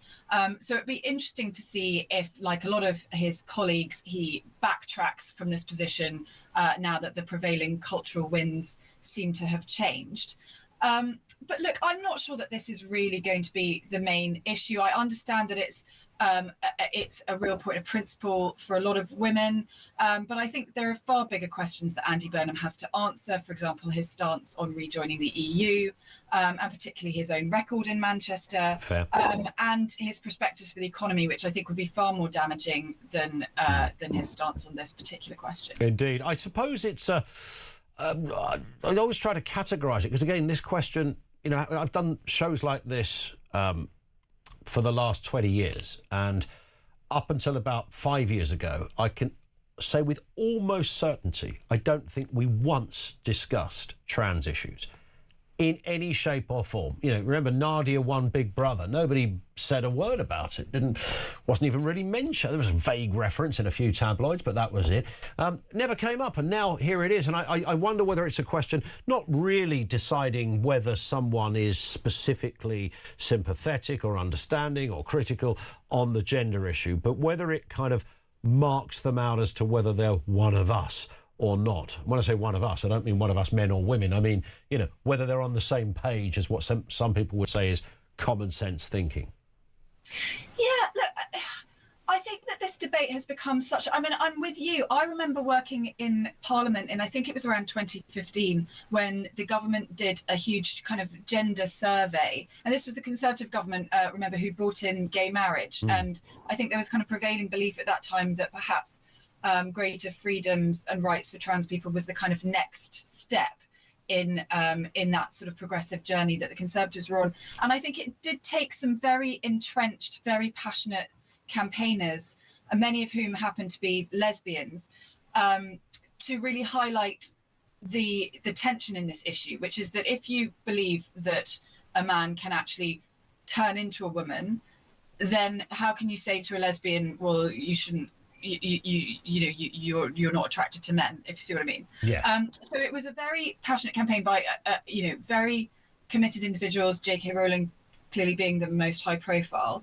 But I guess what's happened is that campaigners on both sides became very entrenched in their position. So people who believed very passionately that you should have greater freedoms for trans people and that they should be afforded dignity in society, which I think nobody would disagree with, started to make arguments which I think clearly do defy common sense, that a man can change into a woman, that you can, that biology doesn't actually determine anything and has no meaning, and that therefore men should be able to enter women's spaces. And then you had and then people would argue, oh, but it's never going to happen.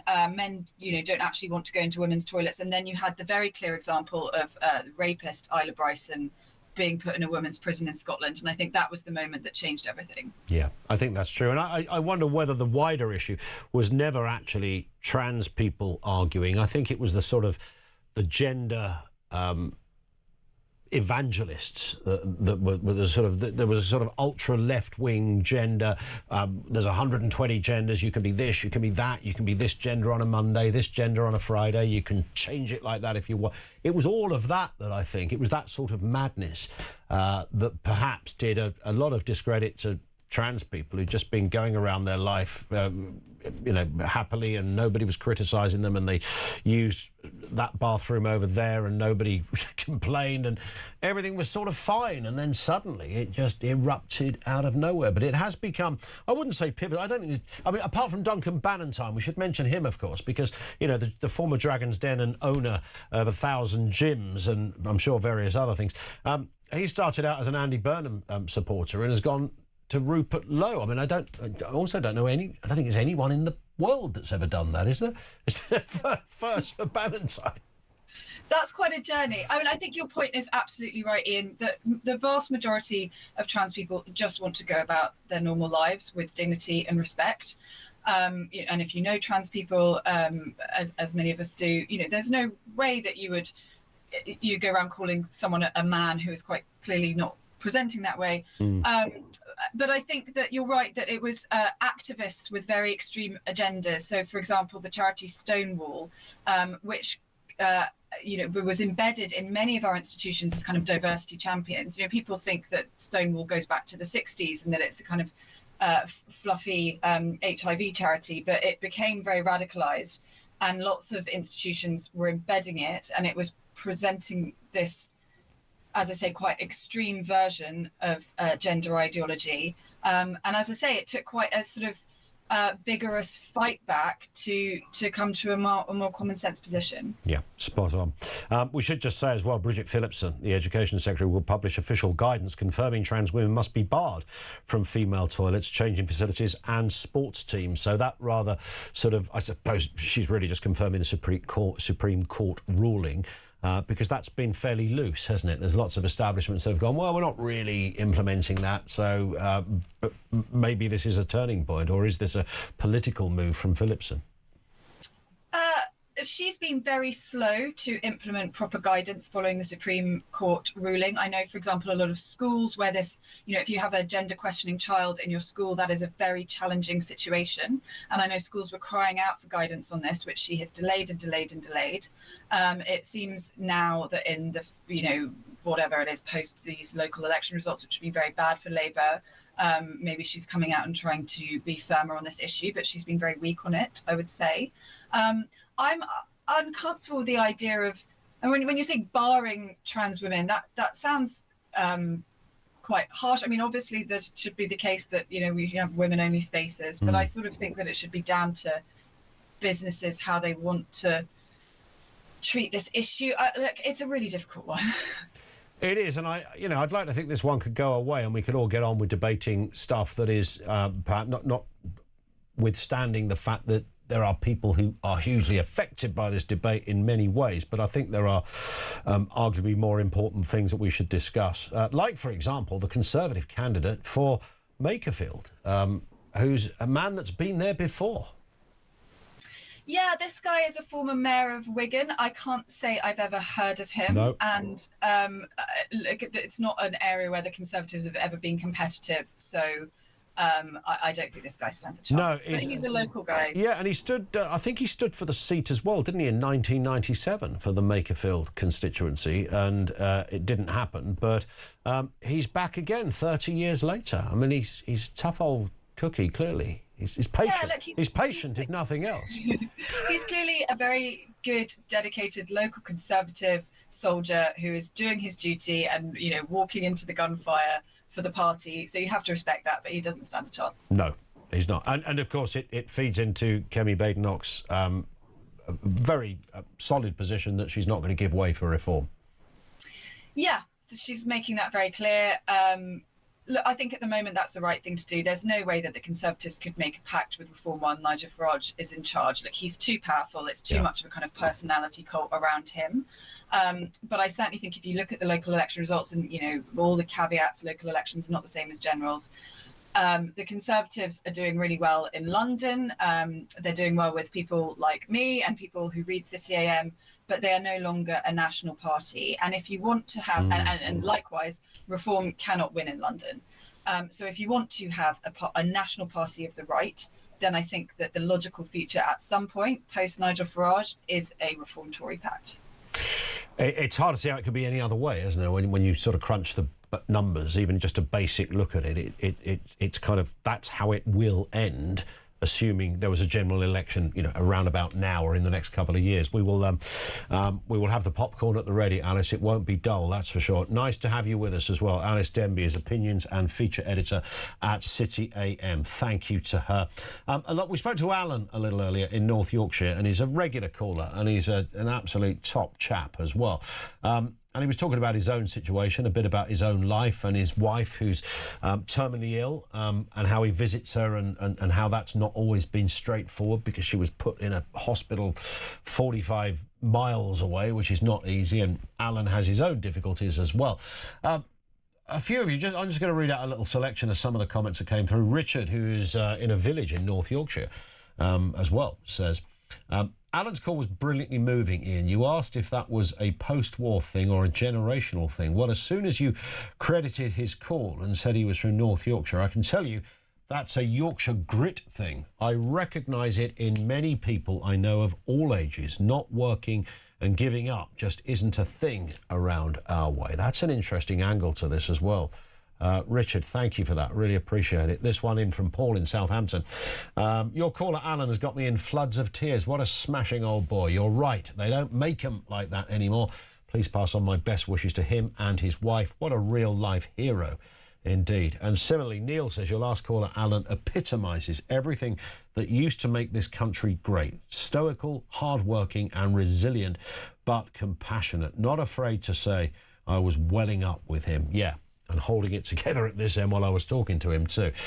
It was a very powerful call on so many different levels, not only his personal circumstances. And I know we can have the old rose-tinted glasses, whatever it's called, on with these things. Oh, it used to be so much better.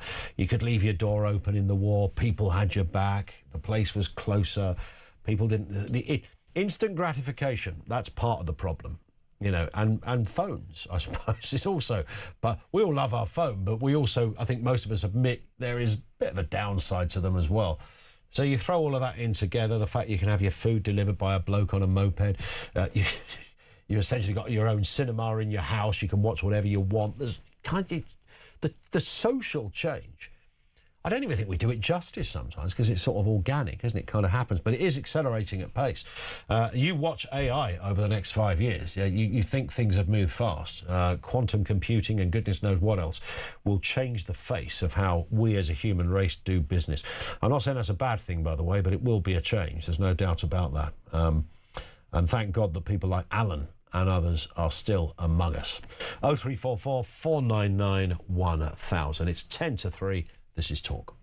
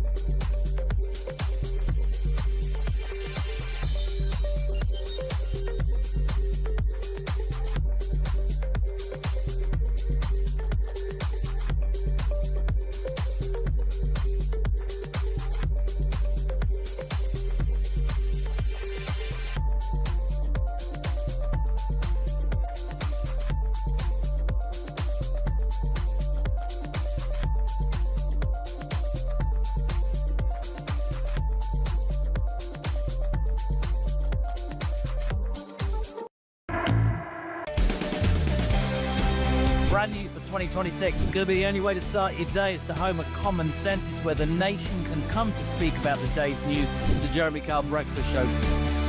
You know who you are. You get up, you graft, you work hard. I'm here for you. We want to hear your side. Promise you one thing. It is where the nation can and will come to talk. The Jeremy Kyle Breakfast Show, weekdays from 6 a.m.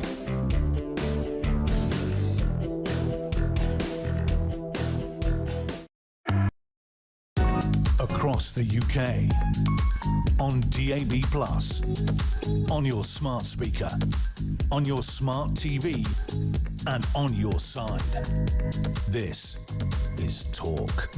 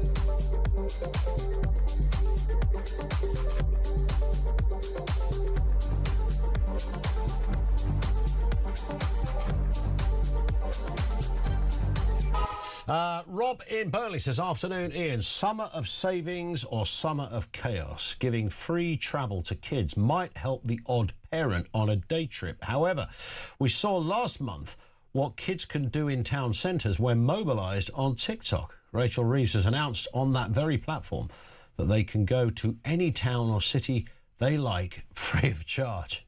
You can see. It's kind of strange. I remember as a kid going to my mum and this would have been you don't know this stuff as a kid, do you?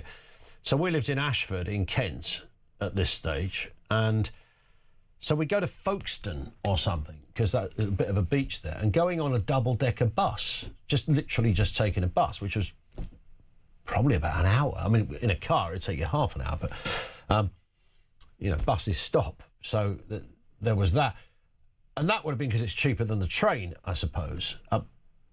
Is that? I mean, do people do that en masse in any meaningful way? Loads of people take buses, but usually in your own town or your own neck of the woods, and you know where you're going. You want to get to work, or you want to stop off at a certain, the dentist or something. But actually travelling for a day out on buses, I mean, I guess it's doable. But if you're in Penzance and you fancy going to Legoland Windsor on a bus, I mean, it'd be closed by the time you got there. We've got the Voice of Doom here as well. Voice of Doom Day 4. This is the mystery voice, of course. The mystery voice, which is political. So you're looking for a politician. They might be a left-winger, it might be a right-winger, male or female. They could be dead or alive.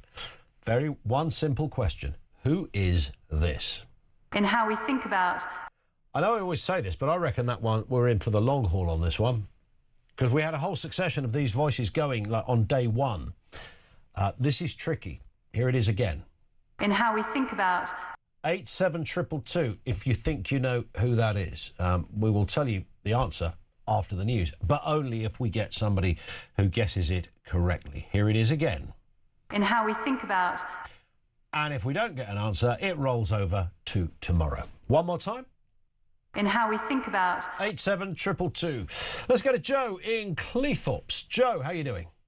Not so bad at all, Ian, thank you. The conversation you've been having about people on the sick and out of work, I mean, of course, this subject has been rolling on for 50 years, hasn't it? It's always something...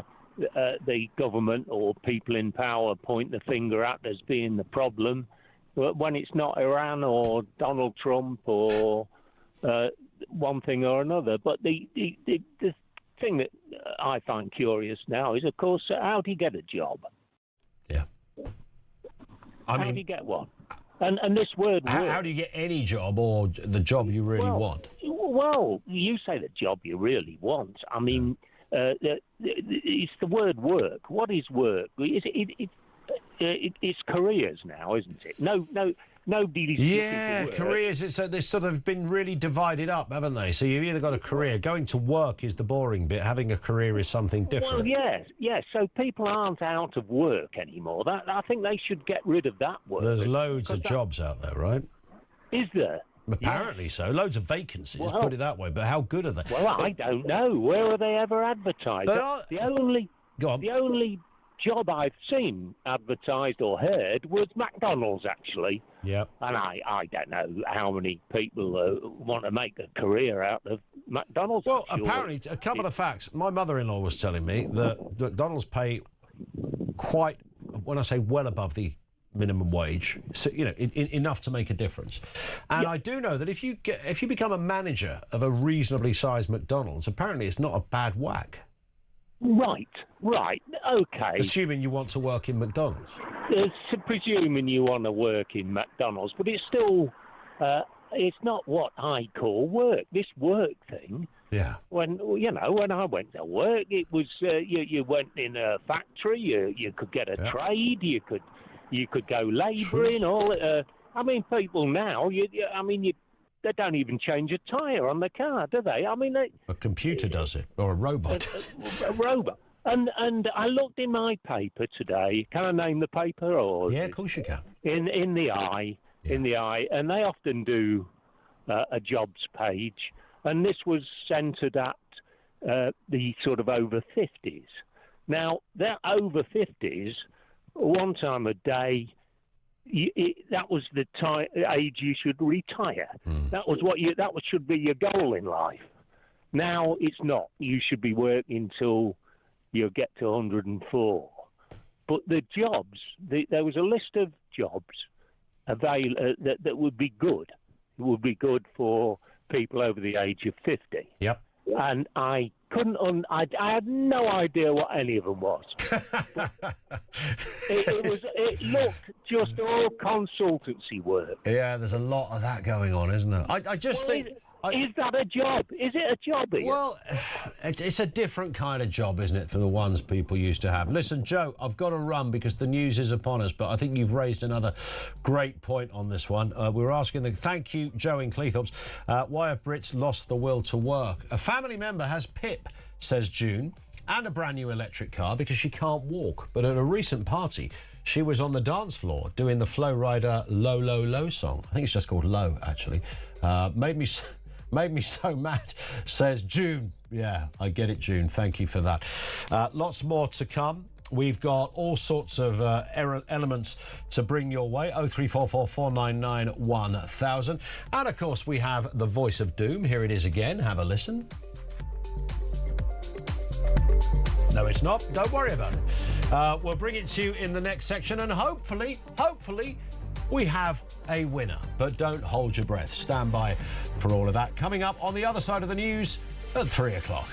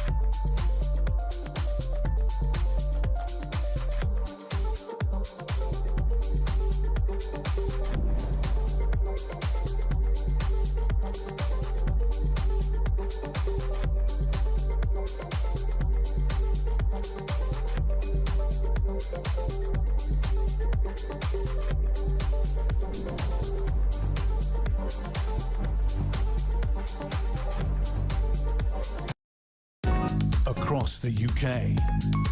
On DAB+, on your smart speaker, on your smart TV, and on your side. This is Talk.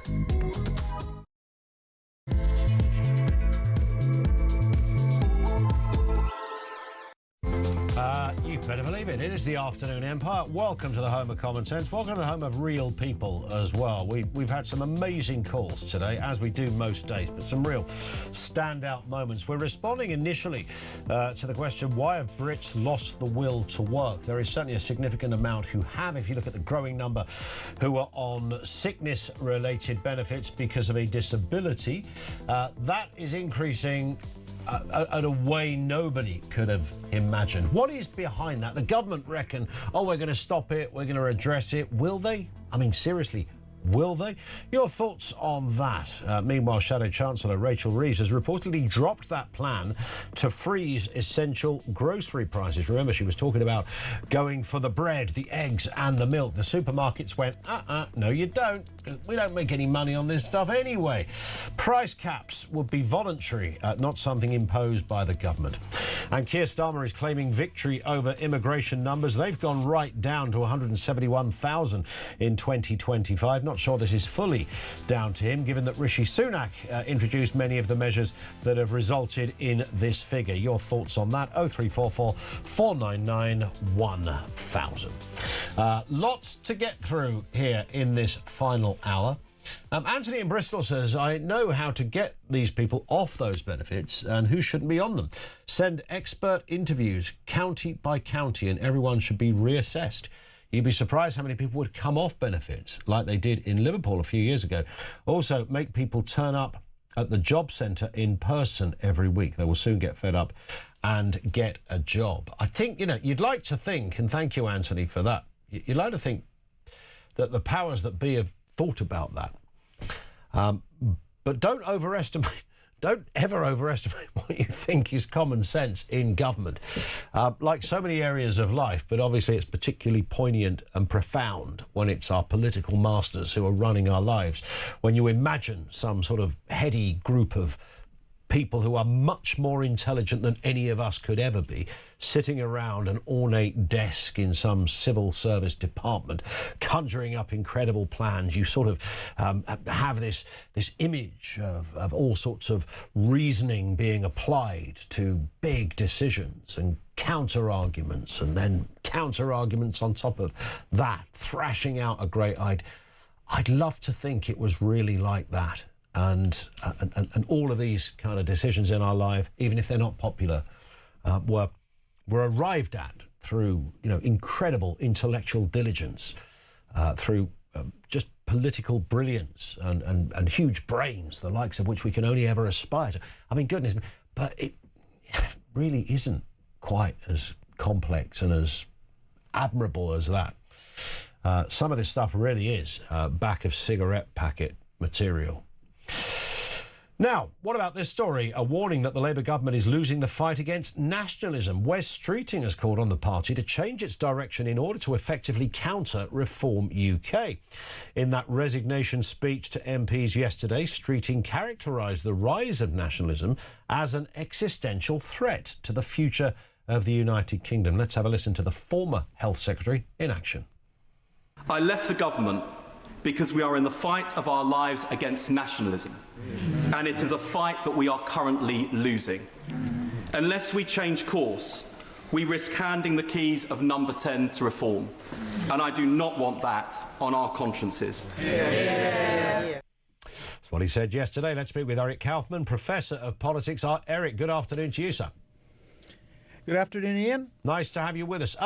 What is nationalism?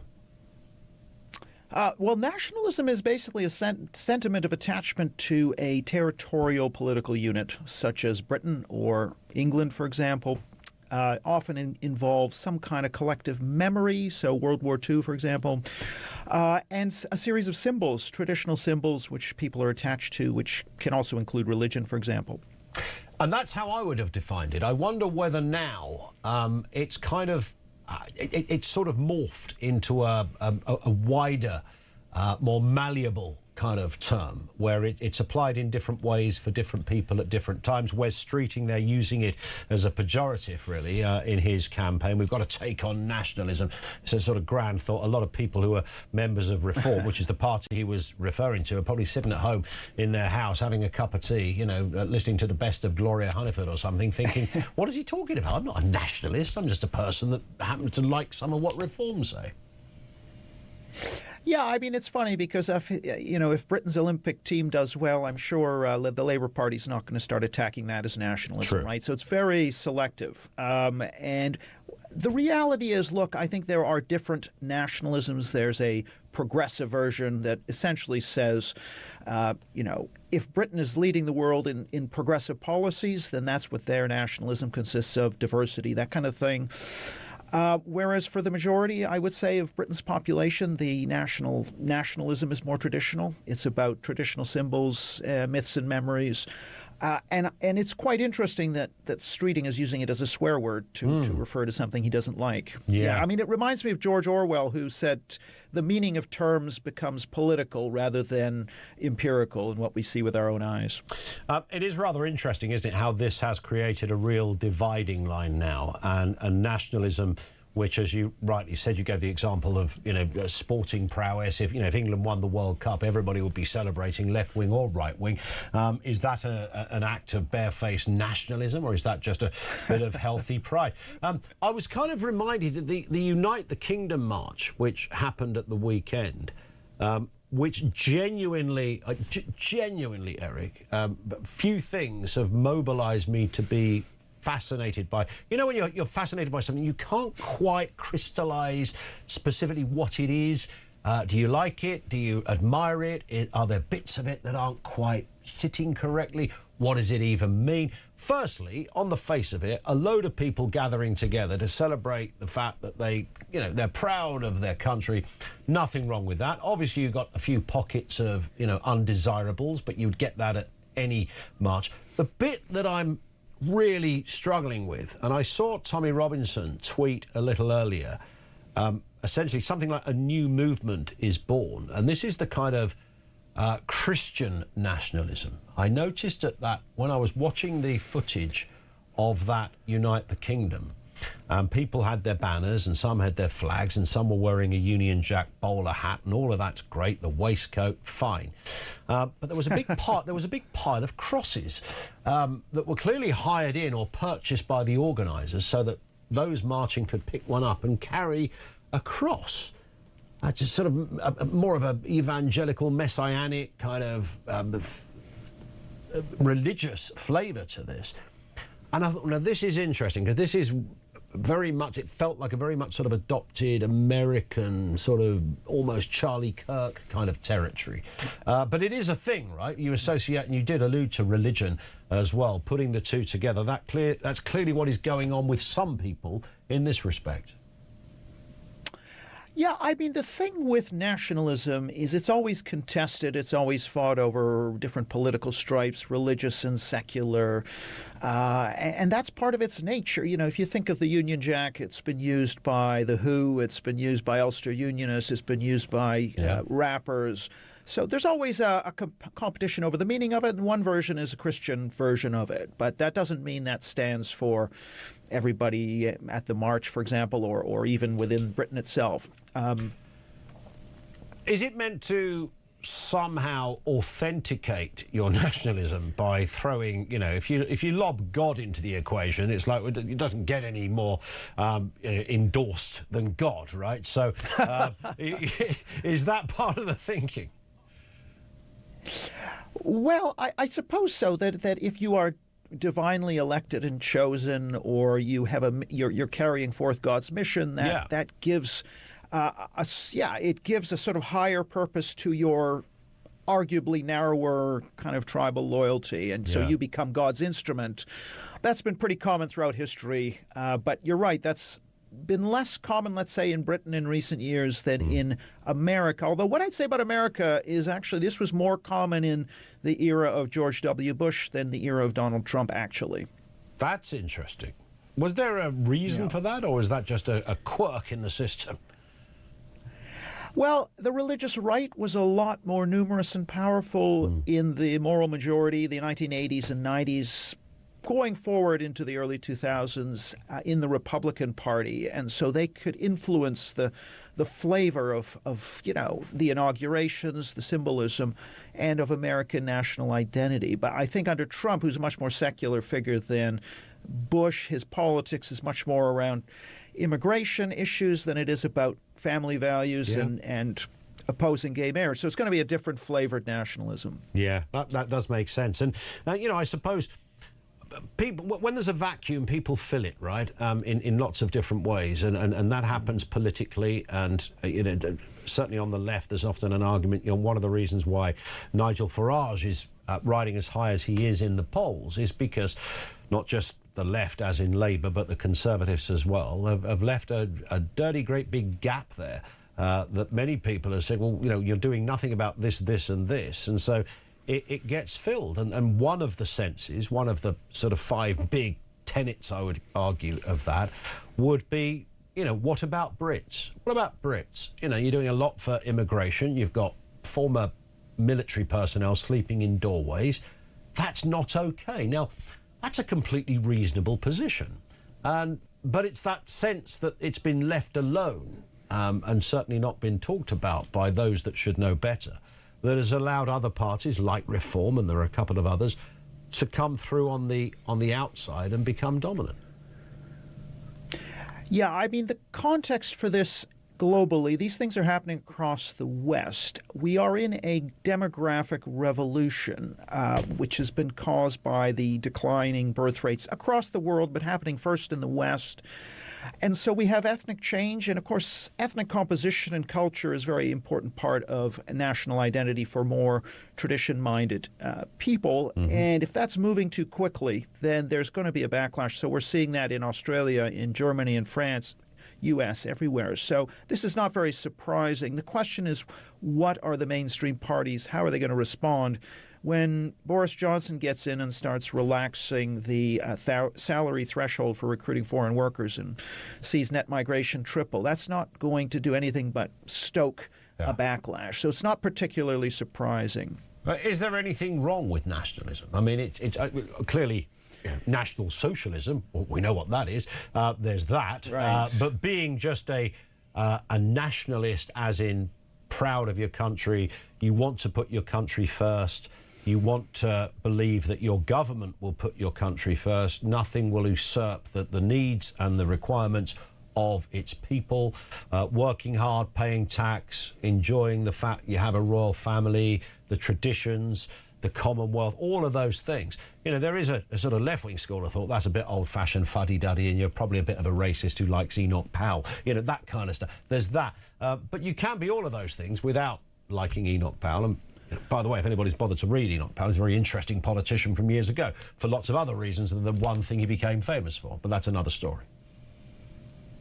Well, yeah, I think the first thing to note is a lot of the nationalisms outside of England in this country are left-wing. Wales, Scotland, for example. I mean, those are left-wing. They're very much nationalism. There's why no are they okay? problem from why are the left? Yeah, right. Why is that okay? So right. So this just gets back to the point that it's all selective as to which forms of nationalism you oppose and which you support. Now, like any ideology, this thing can go too far. If you're after national glory and you're Russia and you invade Ukraine, that's clearly a problem. And likewise, if you are so caught up in preserving your characteristics that you want to be ethnically pure, that's also a problem, right? But I think a sort of where most people are is a sort of reasonable, moderate nationalism. I think that's absolutely fine. And we also mentioned those sporting competitions. That's another example of where this pride comes out, and it's absolutely fine. And there's lots of contradictions and hypocrisy in all of this. And we mentioned the regions as well in this country. I've always thought it was rather curious that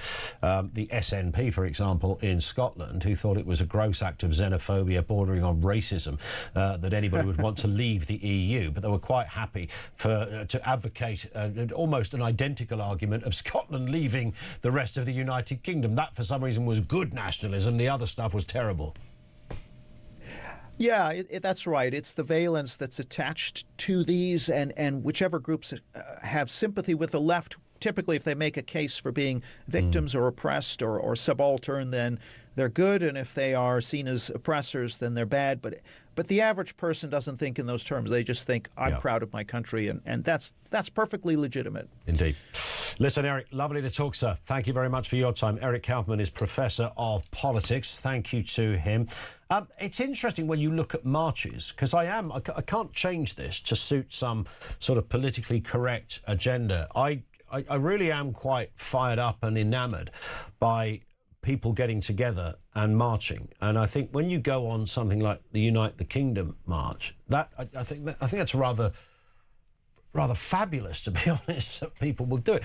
Now, the scepticism comes from, but have you seen this video on social media? Look, a couple of old meatheads talking about, brown people or whatever. Yeah, you are going to get that. No one's excusing it. I don't even think the organisers would be endorsing that these days. But just the idea of getting together. But then, when I saw people marching and, they're chanting Christ is King, I'm thinking, hang on, that's a bit, I thought this was a bit more land of hope and glory rather than, but what's that religious thing? Where has that bit come from into this? Because it's not entirely new, but it's newish.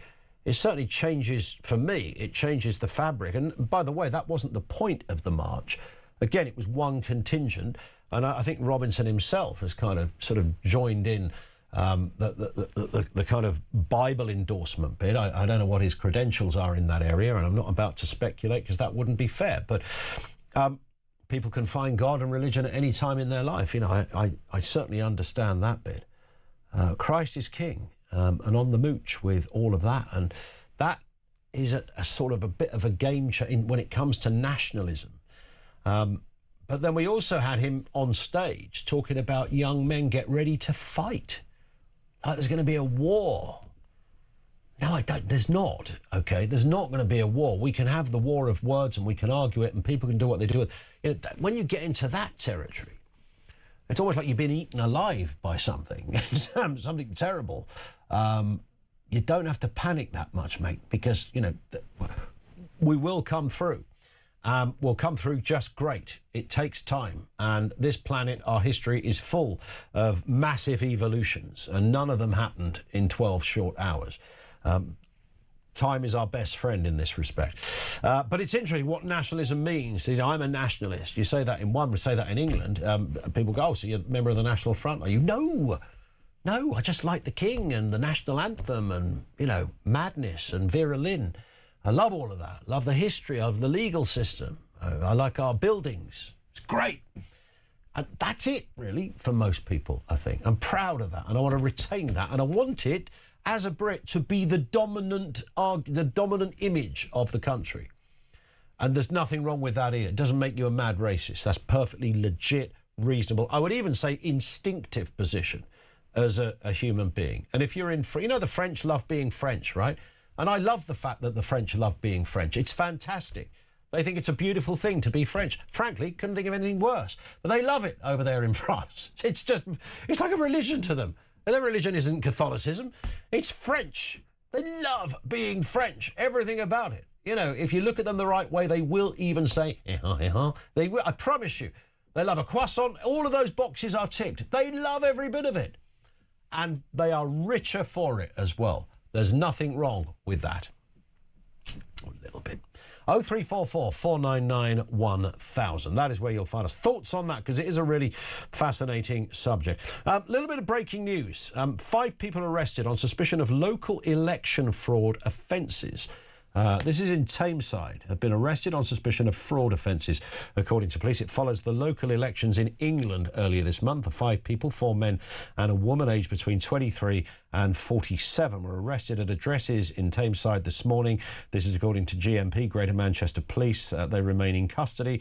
The force said that it received reports surrounding concerns about candidates within the St Peter's ward in the days up to and following the elections on May the 7th.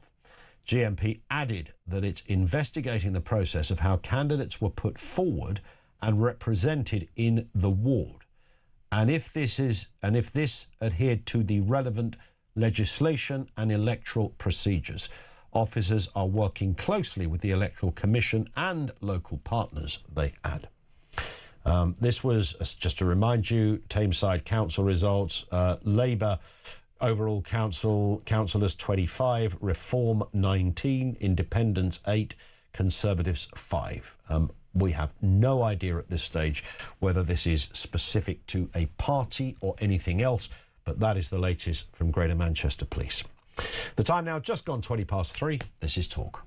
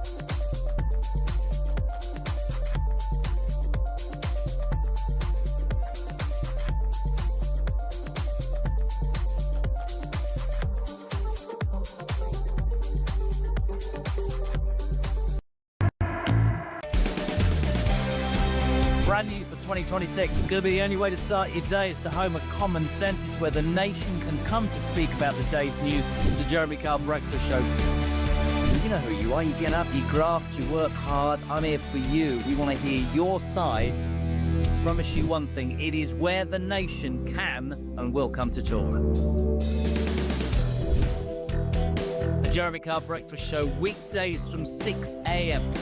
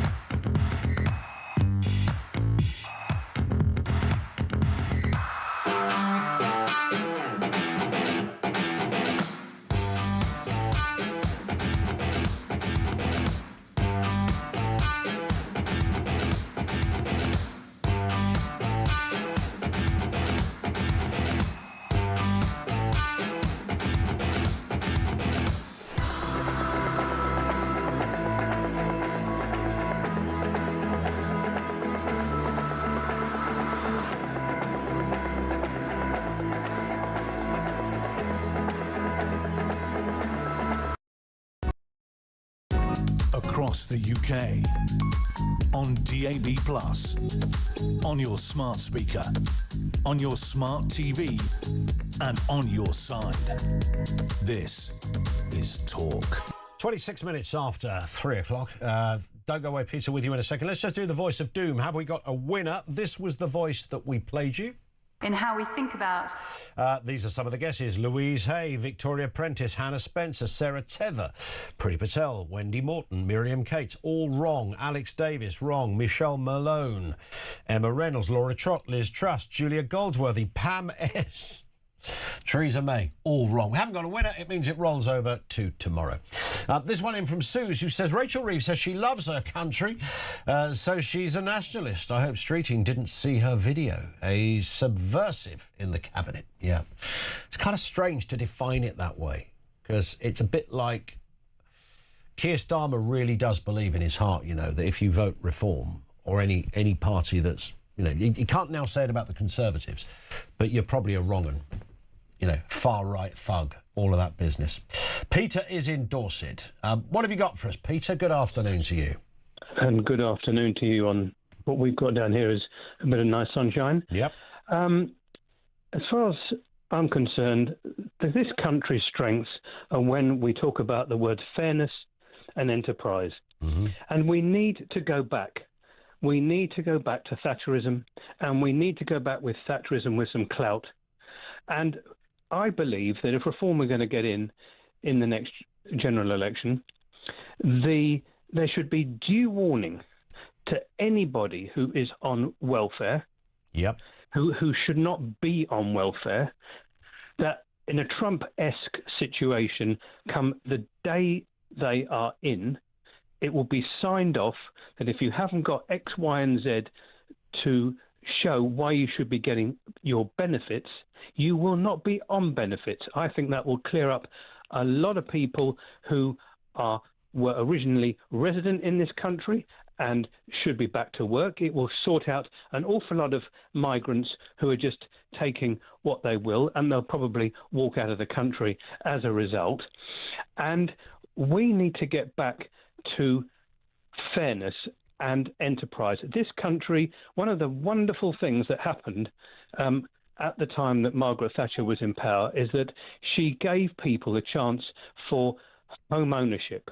And it didn't matter whether you were in or out of a council house, you had the chance to build your own castle, have your own nest egg, look after yourself so the state's not looking after you, and we build strength. And at the same time as doing that, we had a military. And as far as I'm concerned, the minute the people who should not be on benefits, and we know that there must be goodness knows how many, the saving from that should go straight into military and building good steelworks for the military, because this is what we need. And then we allow people with the taxes reduced so that people can actually run a business and create their enterprise, which will produce growth. And with growth, we will be able to pay for the services that we all need in society, particularly the NHS. And I don't believe it's particularly rocket science, and I believe it's very British. Why do politicians resist all of that? We were talking about common sense and politicians. Why do they kind of, like what you said at the beginning about who can claim benefits, who can't? Because it sounds very logical. I think a lot of people, if you put that to the public vote, 90% of people go, yeah, bang on. Why do they not do it? Well, unfortunately, we have a situation where politicians from all parties, certainly from what we had in the last government and what we've got in this government, are absolutely as warped as they come. And they have absolutely no idea how to run a country. And I really do hope that the Reform get in, that Farage has got himself a good, strong team, and he's going to need a strong team because the things that need sorting out are humongous. Yeah. And I can't even talk about the word politicians as what we've got at the moment. Well, there aren't any politicians at the moment.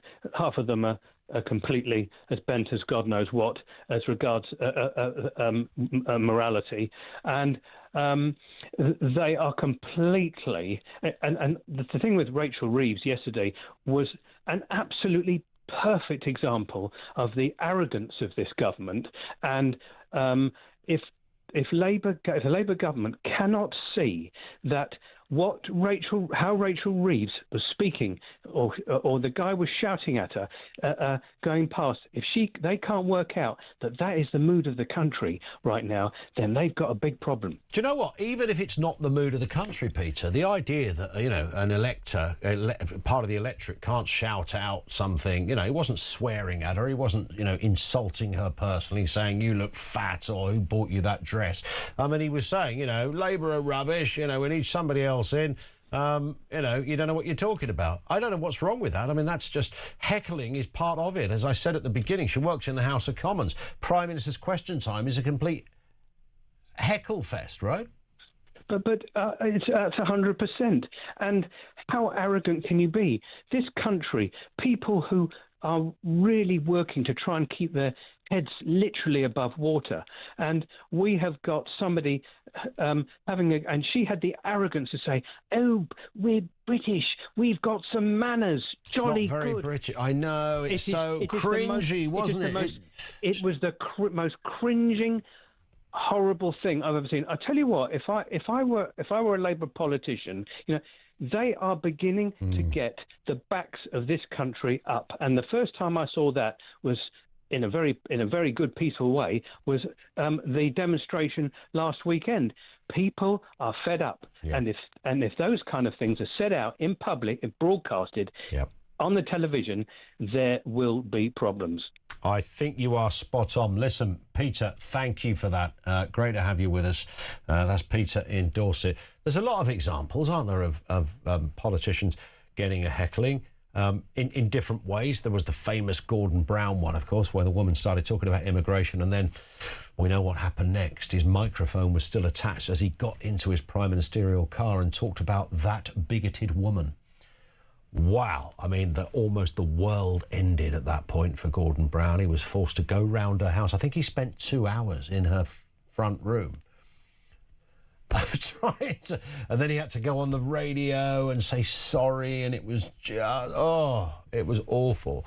There was one of Blair going into a hospital, and a woman who I remember spoke at about 1,000 miles an hour. "What are you doing coming round here? My sister's in there. She couldn't get a place round here." Turned up, couldn't get a doctor. The doctor put her in a ward, put her in the ward, took her out the ward, put her in the corridor, stayed there for another minute, back to A&E, and then she went on and on and on. And Blair was like, why don't we come in and have a cup of tea? I never forget that. That's going to solve it, isn't it? This woman is bloody angry, and your answer is a Tetley tea bag. Politicians are pretty rubbish at it. Do you know, if Rachel Reeves had just shouted back, "Mate, get out your van, come and have a chat," or something like that, or, "Yeah, love your flags, brother," whatever, something that was a bit more just normal rather than, "No, I'm very proud to be British." And that's not very British, is it? Shouting out your van. He's a white van man with a couple of flags on his van. Fantastic. And who cares anyway? Shouting something out his way. It's almost like part and parcel of being a white van man. I think, isn't there a test for it to be a white van man, that if you don't shout something out the window on the test, I think you fail? I don't think you're allowed to buy a white van. Doesn't matter what you shout. You've got to shout something. So it goes with the territory. 0344 499 1000. Mags says, you just mentioned Vera Lynn. Did you know there's hopefully going to be a statue of Dame Vera at the White Cliffs of Dover? Perhaps if Finn has 2 minutes, he could look it up. Well, perhaps if Finn could wake up. He's been dozing since about 2:45. He's now in my ear going, "There is! I've looked! Where's the statue? Is it there? Not there." He says it's in the making. I mean, have they started with the foot, or are they just planning it? If you couldn't put a statue of Vera Lynn at Dover, then I don't know what you could put. This one in from, and I like this, Adrian in Buckhurst Hill, says, "Methinks you are mixing patriotism and nationalism. The anger that voices concern for veterans sleeping in doorways is patriotism, which Charles de Gaulle suggested was the love of your own people. But when a hatred of others is the dominant emotion, often manifested by the use of derogatory terms to describe others, then it's nationalism and much more murky." I think Adrian is technically bang on. I think there is a bit of a hybrid of the two. Was it Dr. Johnson who said that, was it patriotism is the last refuge of the scoundrel, or was that nationalism? So we could go on like this, but take the point, Adrian. Thank you for that. 4:25, this is Talk.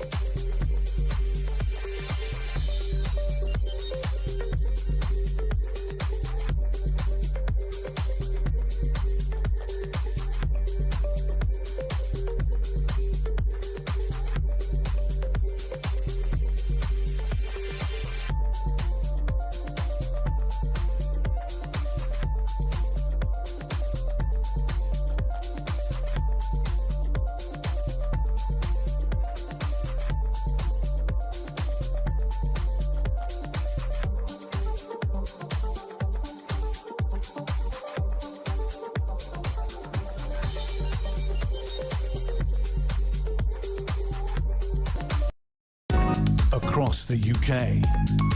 On DAB+, on your smart speaker, on your smart TV, and on your side. This is Talk. It is Talk, just coming up to 20 to 4. This one from Mick in Watford says, the answer to your question, why have Brits lost the will to work? The answer may not be palatable to many. Is it just a coincidence that the number of immigrants, which is spiralling out of control, directly reflects the amount of people that are unfit for work? I'm surprised you haven't connected the dots. I don't think there will be some. I mean, all of the people, the tens of thousands that are in hotels and the like, are not on that. They're not included in that list and wouldn't be in receipt of those kind of benefits. But I think that's an easy answer, and there naturally will be a contingent. But I'm not sensing or seeing, and we do look, if it helps, Mick, from time to time, at least. I'm not seeing any evidence of that. We'll have more calls and comments in a couple of moments' time. But first, newly released documents reveal Queen Elizabeth personally pressed for Prince Andrew, as he was then, to succeed the Duke of Kent as a trade envoy back in 2001. And, of course, this has all come to a bit of a head over recent months after the established facts that we had Peter Mandelson and Andrew both in this rather curious place, along with Epstein, and this trio of doom have rather thrown a very different light from a simple request from Her Majesty the Queen, our former monarch. Angela Levin is a royal biographer. Angela, good afternoon to you. When I saw that story that Queen Elizabeth had pressed for him to do that, I wasn't actually surprised. I mean, this was 2001. He was a sort of a spare before there was a Prince Harry on the scene. And, you know, what do you do with him? He liked to party back in the day. It doesn't surprise me that the Queen might have said, you know, can we find a role for this person? What do you think? Yeah, well, he was in the Navy for 20 years. True. And he was very, very looked at, as he was doing such a wonderful position. He did everything well that he was asked to do. So I imagine his mother would naturally want something very important for him to do when he came out in 2001. But she asked that she wanted him to have something prominent trade role, that's right. And he just wasn't ready for it because he's never been particularly brilliant. So to give him a very important job was a very sort of silly thing to do. But she adored him. He obviously wanted something very important, and she just gave in. I mean, he was her favourite of the 4 children for quite a long while. Yeah. And she didn't sort of take into it that he couldn't actually do as much as he wanted. And he mussed around terribly. I mean, it was very difficult for all the people who were trying to help him. They were told, you know, they must be very careful because he doesn't know this and he doesn't know that. You know, don't let anybody know that. Don't keep the writing very difficult. So they were trying to protect him. And because the Queen says do something and you follow. So it would have had quite a lot of teeth that her one would assume maybe, I don't know, in that weekly meeting with a Prime Minister or something like that. How would or is that sort of information trickled down from advisors to other advisors? Well, as advisors to other advisors, actually, they could see. One of the things that was in his favour was that he didn't get any money. He didn't get paid for anything. But a lot of the people who were looking after his point found out that actually he was charging huge amount of money for travel and eating and having a nice time. So he was enjoying himself very much without actually behaving very well. Yeah, if you're not, I mean, if you're being put up in the best hotels in the world, you're being sent to the best restaurants in the world, and you're chauffeured from place to place, then you don't, and you're a prince already, you don't really need any extra money, do you? No, well, he got the money for everything. He wanted everything that they would charge him. He obviously took a lot of money out that he felt that he could use putting it in. Or maybe he did, I don't know, maybe he gave it to people or anything. But it all stopped when Virginia Giuffre in 2001 said that she had he'd raped her or had sex with her. We have to be very careful about that. He's not said anything about that he has. But he stopped doing all that hard work, and he stopped doing anything to do with that, actually. The Duke of Kent, by the way, who was the person who was head of that before him, also did think he should do it. So it's difficult when you have a royal who's not very bright to give him a job that he's actually going to do properly. Was the Duke of Kent quite good at that role? Was he? Yes, I believe he was, but he got older. I mean, he's well over 90 now, I think, and it was very hard for him to get on. And I think he wanted to move on, and he wasn't so well with his walking and things like that. So, but I think when the Queen says, "Who do you, I hope you agree that he could do this job," then you don't say no. Well, indeed. And of course, the things we know about Prince Andrew now, I mean, he was a bit of he liked to party. He'd had a fair old selection of girlfriends. Some famously, he made the tabloids for those very reasons. But the nefarious stuff that we're aware of now, of course, wasn't certainly publicly known then. No, exactly. That's was very carefully hidden.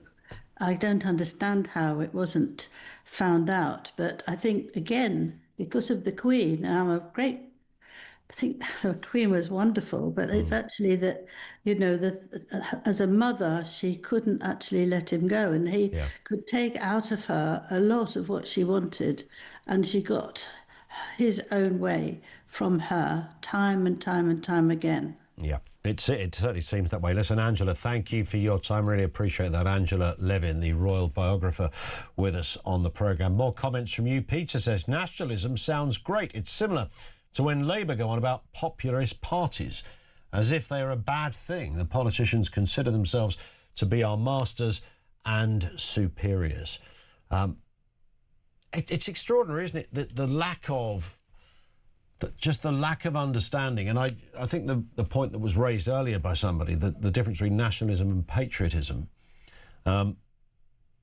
again, they do sort of go together a little bit in this sense, but there are distinct differences. But what this sums up is a care for your country. It could be summed up as, it's a care for your country, a desire to see country first and its population first, a desire to do the obvious. You don't put unidentified blokes who arrive in the country on a rubber boat into a hotel at the expense of a taxpayer while simultaneously allowing a former military person, a soldier, or whoever, to sleep in a doorway. I mean, you just don't... That's not okay. And it doesn't smack of a country or a government that has your back. It doesn't feel like a country or a government that has your back. And what we've done with governments over the years, Boris Johnson and the Boris wave of immigration wasn't because he just instinctively liked immigrants. He just thought this is a quick and easy way out of solving an employment issue around things like care homes, where there was and still is a massive shortage. Now, some people would have taken on those roles, but probably most didn't. So you end up with a massive immigration problem. There's nothing wrong with pointing that out and saying that I think my country functions better when we don't have that amount of people where English isn't their first language, cultural assimilation is likely to be zero. We don't also know much about these people or where they came from. It's not about the fact that somebody might be a different colour or religion. I know to some people that's a problem. I would never advocate that position. I just think it's common sense. If you were setting up the country from the word go, that would be on your list, wouldn't it? That would absolutely be on your list. If you were going around the table going, well, give us an idea, here's the suggestions. Right, firstly, you don't let 60,000, 100,000 people in from countries we don't know about. OK, that's number one on the list. Thank you, Jeremy. That's what you would do. That's just simple stuff, but it's become controversial because politicians have made it controversial and weaponised common sense. 0344 499 1000. Lots to get through, including, of course, if you haven't heard, you better be listening out for this. The FIFA World Cup 2026 is almost here. With what, a month or less than a month away. And thanks to Adidas, the tournament's official match ball supplier, our friends at TalkSport are giving you a chance to actually be there. Adidas is sending you and a friend to Dallas to see England-Croatia live June the 17th. That's their first match, with return flights, accommodation, spending money, tickets, and your very own Adidas official match ball Trionder. Be at England's first game of the FIFA World Cup 2026 at one of the world's best stadiums, and this is how you enter. Get ready for that winning feeling. For your chance to win, head to talksportwin.com or text TALK to 83338. Texts and online entries cost £2.50 plus your standard network rate. Or call 0343 418 7260. Lines close 1st of June 2026 at 4 p.m. That's when you'll need to answer your phone if it rings. 18 plus UK residents only. This is a network promotion. See full terms and conditions at talksport.com/win. So for your chance to win, text TALK to 83338 now. Full T's and C's at win.talk.tv.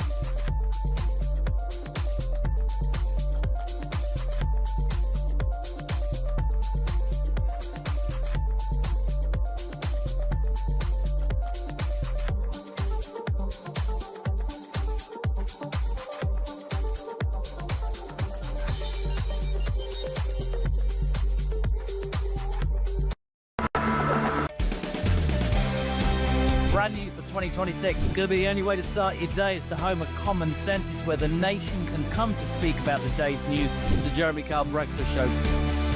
You know who you are. You get up, you graft, you work hard. I'm here for you. We want to hear your side. Promise you one thing. It is where the nation can and will come to talk. The Jeremy Kyle Breakfast Show, weekdays from 6 a.m.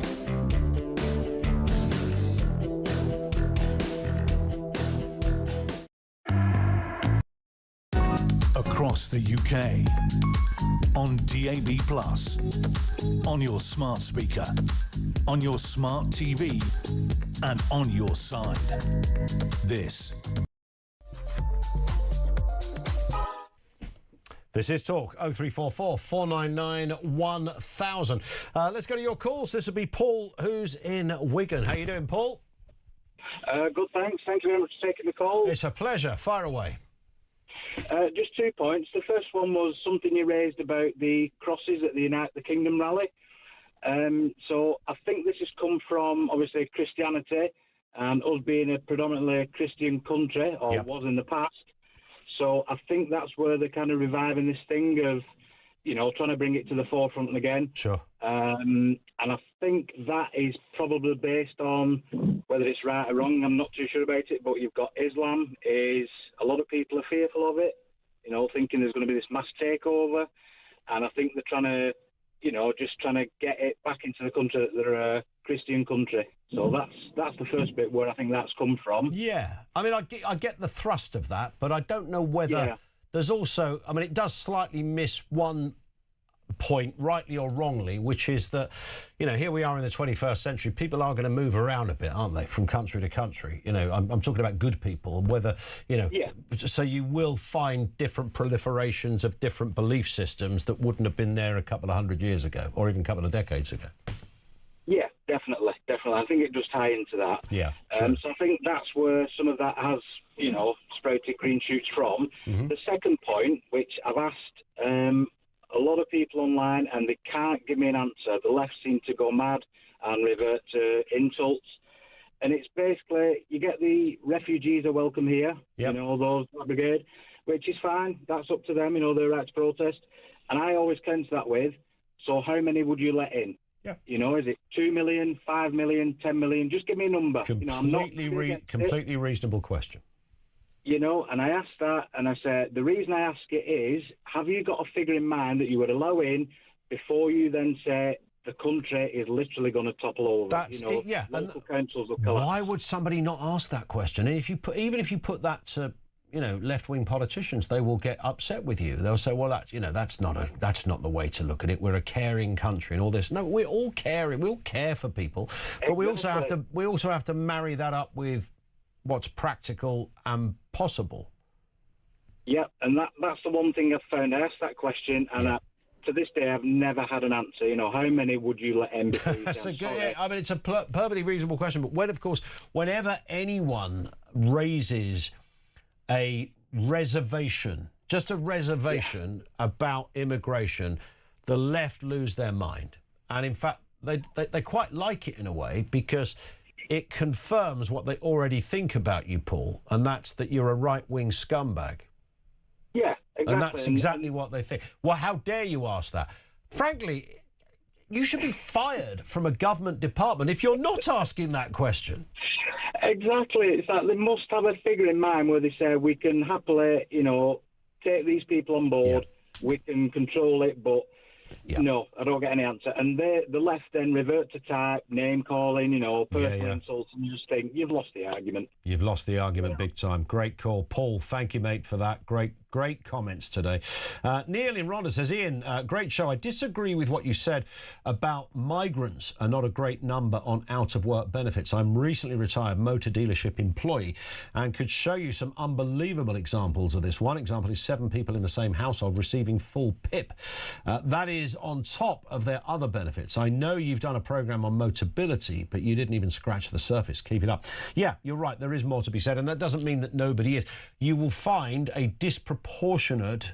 Now, this depends on where you live and depends on the country of origin from the person. I know it differs. There is some data on this. I'd love to bring it to you, so I'm putting that caveat in there so I'm not accused of making up sort of inflammatory comments to suit an argument. You will find a disproportionality among some migrant communities receiving a form of benefit.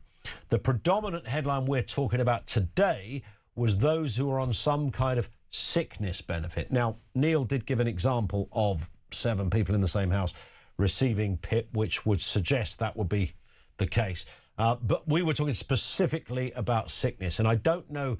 So, yes, you will find a lot of people from migrant communities, perhaps the same percentage, maybe more, I don't know, maybe less, some might say, who are claiming a kind of benefit, but the sickness benefit was specifically the point. I don't know what it does to those figures. Dan in Lancashire. Dan, hello.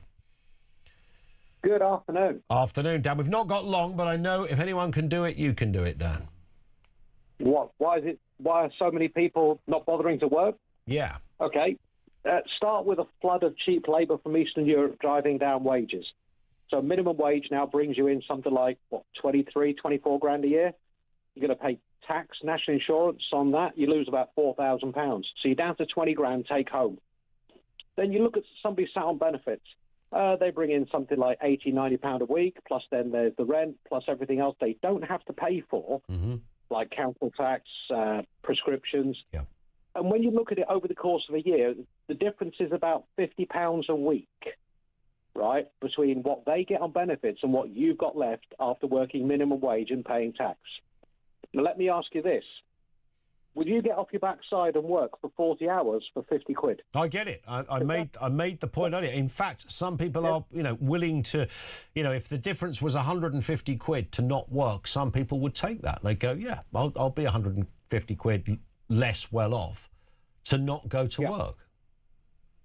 Yep. But how many people? I mean, you're right. I mean, not everybody has their entire rent paid. Not everybody is quite entitled to all of it. But you're right. I'm interested in the Eastern European point, though, Dan, because I remember when all of that happened, it was sort of an Auf Wiedersehen pet in reverse, wasn't it? We suddenly had, you know, Polish plumbers and Bulgarian painters and all sorts of. Yep. Today, hasn't that changed? No, absolutely. I don't blame them at all. Not for 1 second. No. And over here legitimately, but. That was a long time ago. Today, if I want to book a plumber around my neck of the woods, he might be Polish, he might be English. I tell you what, they charge the same. That's the plumbers. But when you've got the likes of the big employers like Starbucks, Amazon, Costa, assuming I'm allowed to mention names, mention anyone you they're like. quite happily employing large numbers of people at almost minimum wage. Bulk, so they're still importing cheap labour, shall we say? Yeah, but would those places would they pay any different if it was? Because that's always the question, isn't it? Would it be different if if you tried it with local people, and once those companies couldn't get anybody to work